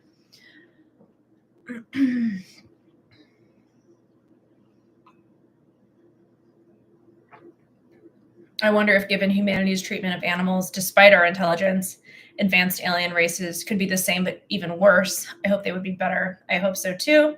Santa Rosa, California here. Nice. For you from California in the chat. Let me see. All right, let's end with this one. This was just a thought that I have that I noticed a lot of companies these days, whether it's a beauty company or a skincare company or some type of food company, in the frequently asked questions section, I find it interesting that is your product vegan is always one of the frequently asked questions. Like it's always there. Like every time I go to an FAQ of a product, is your product vegan, is, if we are to trust the frequently asked aspect, then that is something that they get asked about enough that they will always answer it right there on the FAQs. And I feel like that's kind of encouraging that so many people care about a product being vegan. I think sometimes even people who aren't vegan care about that. People certainly care about cruelty-free. A lot of people confuse cruelty-free and vegan, but I don't know. It's just something I've been noticing. Maybe you guys will notice it now too. That products that aren't like not specifically vegan. So I'm not talking about mock meats or things that are clearly supposed to be vegan. I'm talking about just like regular products that I'll see influencers who have nothing to do with veganism promoting. I'll just check out the website and then go to FAQs, and it's almost always on there. So I don't know, just something to be a hopeful sign, I think. I'll do one last catch up on the chat before we end. I'm a freaking alien, Carnage 5851. Maybe you can answer some of our questions then. I'm getting way too hungry now. Off to get a bean burrito. I skated this past weekend. Thanks for the stream. See you, awesome vegans. That's so cool. 40-year-old vegan that you skate. Inspiring me to get back to the rink. Enjoy your bean burrito. Moved from the East Coast to a rural area to start a mini sanctuary and vegan homestead. And I know 0 vegans besides my partner, going to start volunteering at a nearby sanctuary soon. That is so cool, Tofu Never Bleeds, that you're doing that. Wish you the best of luck, and hopefully you can find some vegan friends. That's good that there's another sanctuary nearby. Live in Grass Valley. I think it depends on how you see intelligence. Do you see it as a tool to dominate with, or do you see it as a tool to make the world better? That's a really insightful comment. Vegan Power Lab. People see it different ways. I definitely see it as a tool to make the world better, but unfortunately, a lot of people see it the other way. Rosa. Definitely prefer going to a fully vegan restaurant, but I don't have any vegan friends. Some places do have really good options, but it always depends on the staff. Like I can't go to Taco Bell here. Yeah. I mean, I'm always a fan of going out to eat alone, solo. I did that all the time when I would travel for work. Sometimes I had coworkers that wanted to go out. Sometimes I didn't. But I'm a big fan of solo dining.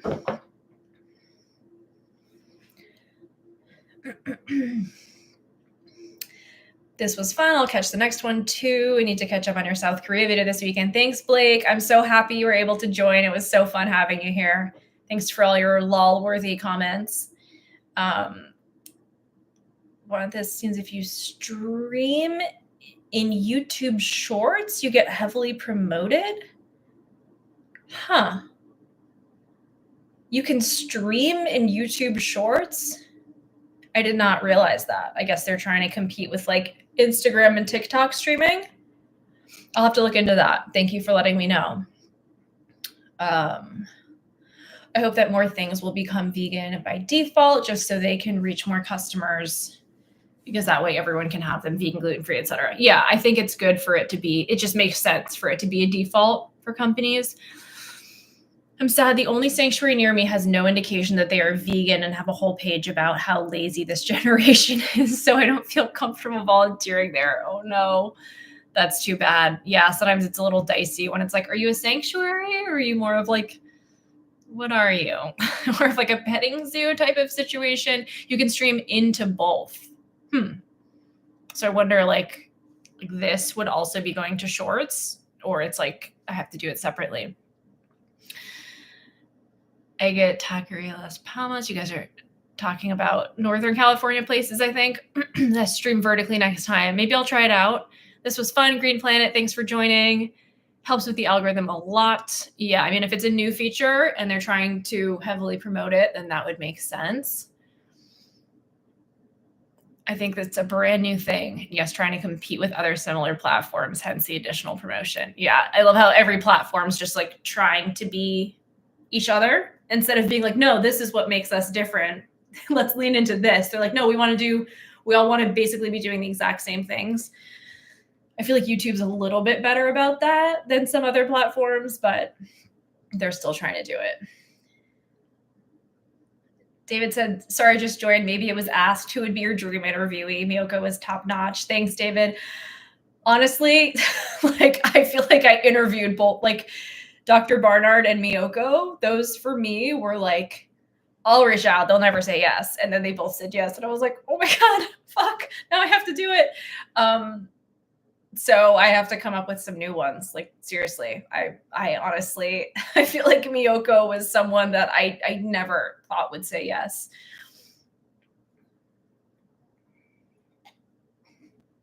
Someone said, doesn't streaming in shorts defeat the purpose of shorts because it wouldn't be short? Good point. You would think. Let me know if there's anyone you guys would want me to interview. Got to start. Like I've gone through all the people. I have another interview that's going to be coming at some point, but basically done them all. Not sure how it works. The other from your computer, yeah. I have to look into that. Why do they call it a carnivore diet when they don't actually eat like a true carnivore? Good question. Hard acts to follow. They were excellent. Exactly. Interview Joaquin Phoenix next. That's really reaching for the stars. I guess I could reach out. You never know. Thanks for the live. Keep up the excellent content. Thank you for advocating for the animals. Not enough vegan content creators talk about the animals. Thank you so much, Tofu Never Bleeds. It was so fun having you here. I just saw a video titled The Best Carnivore Bread. Ew. Ugh. Isn't a thing called like sweetbreads? It's like animal brains or something. Am I just making that up?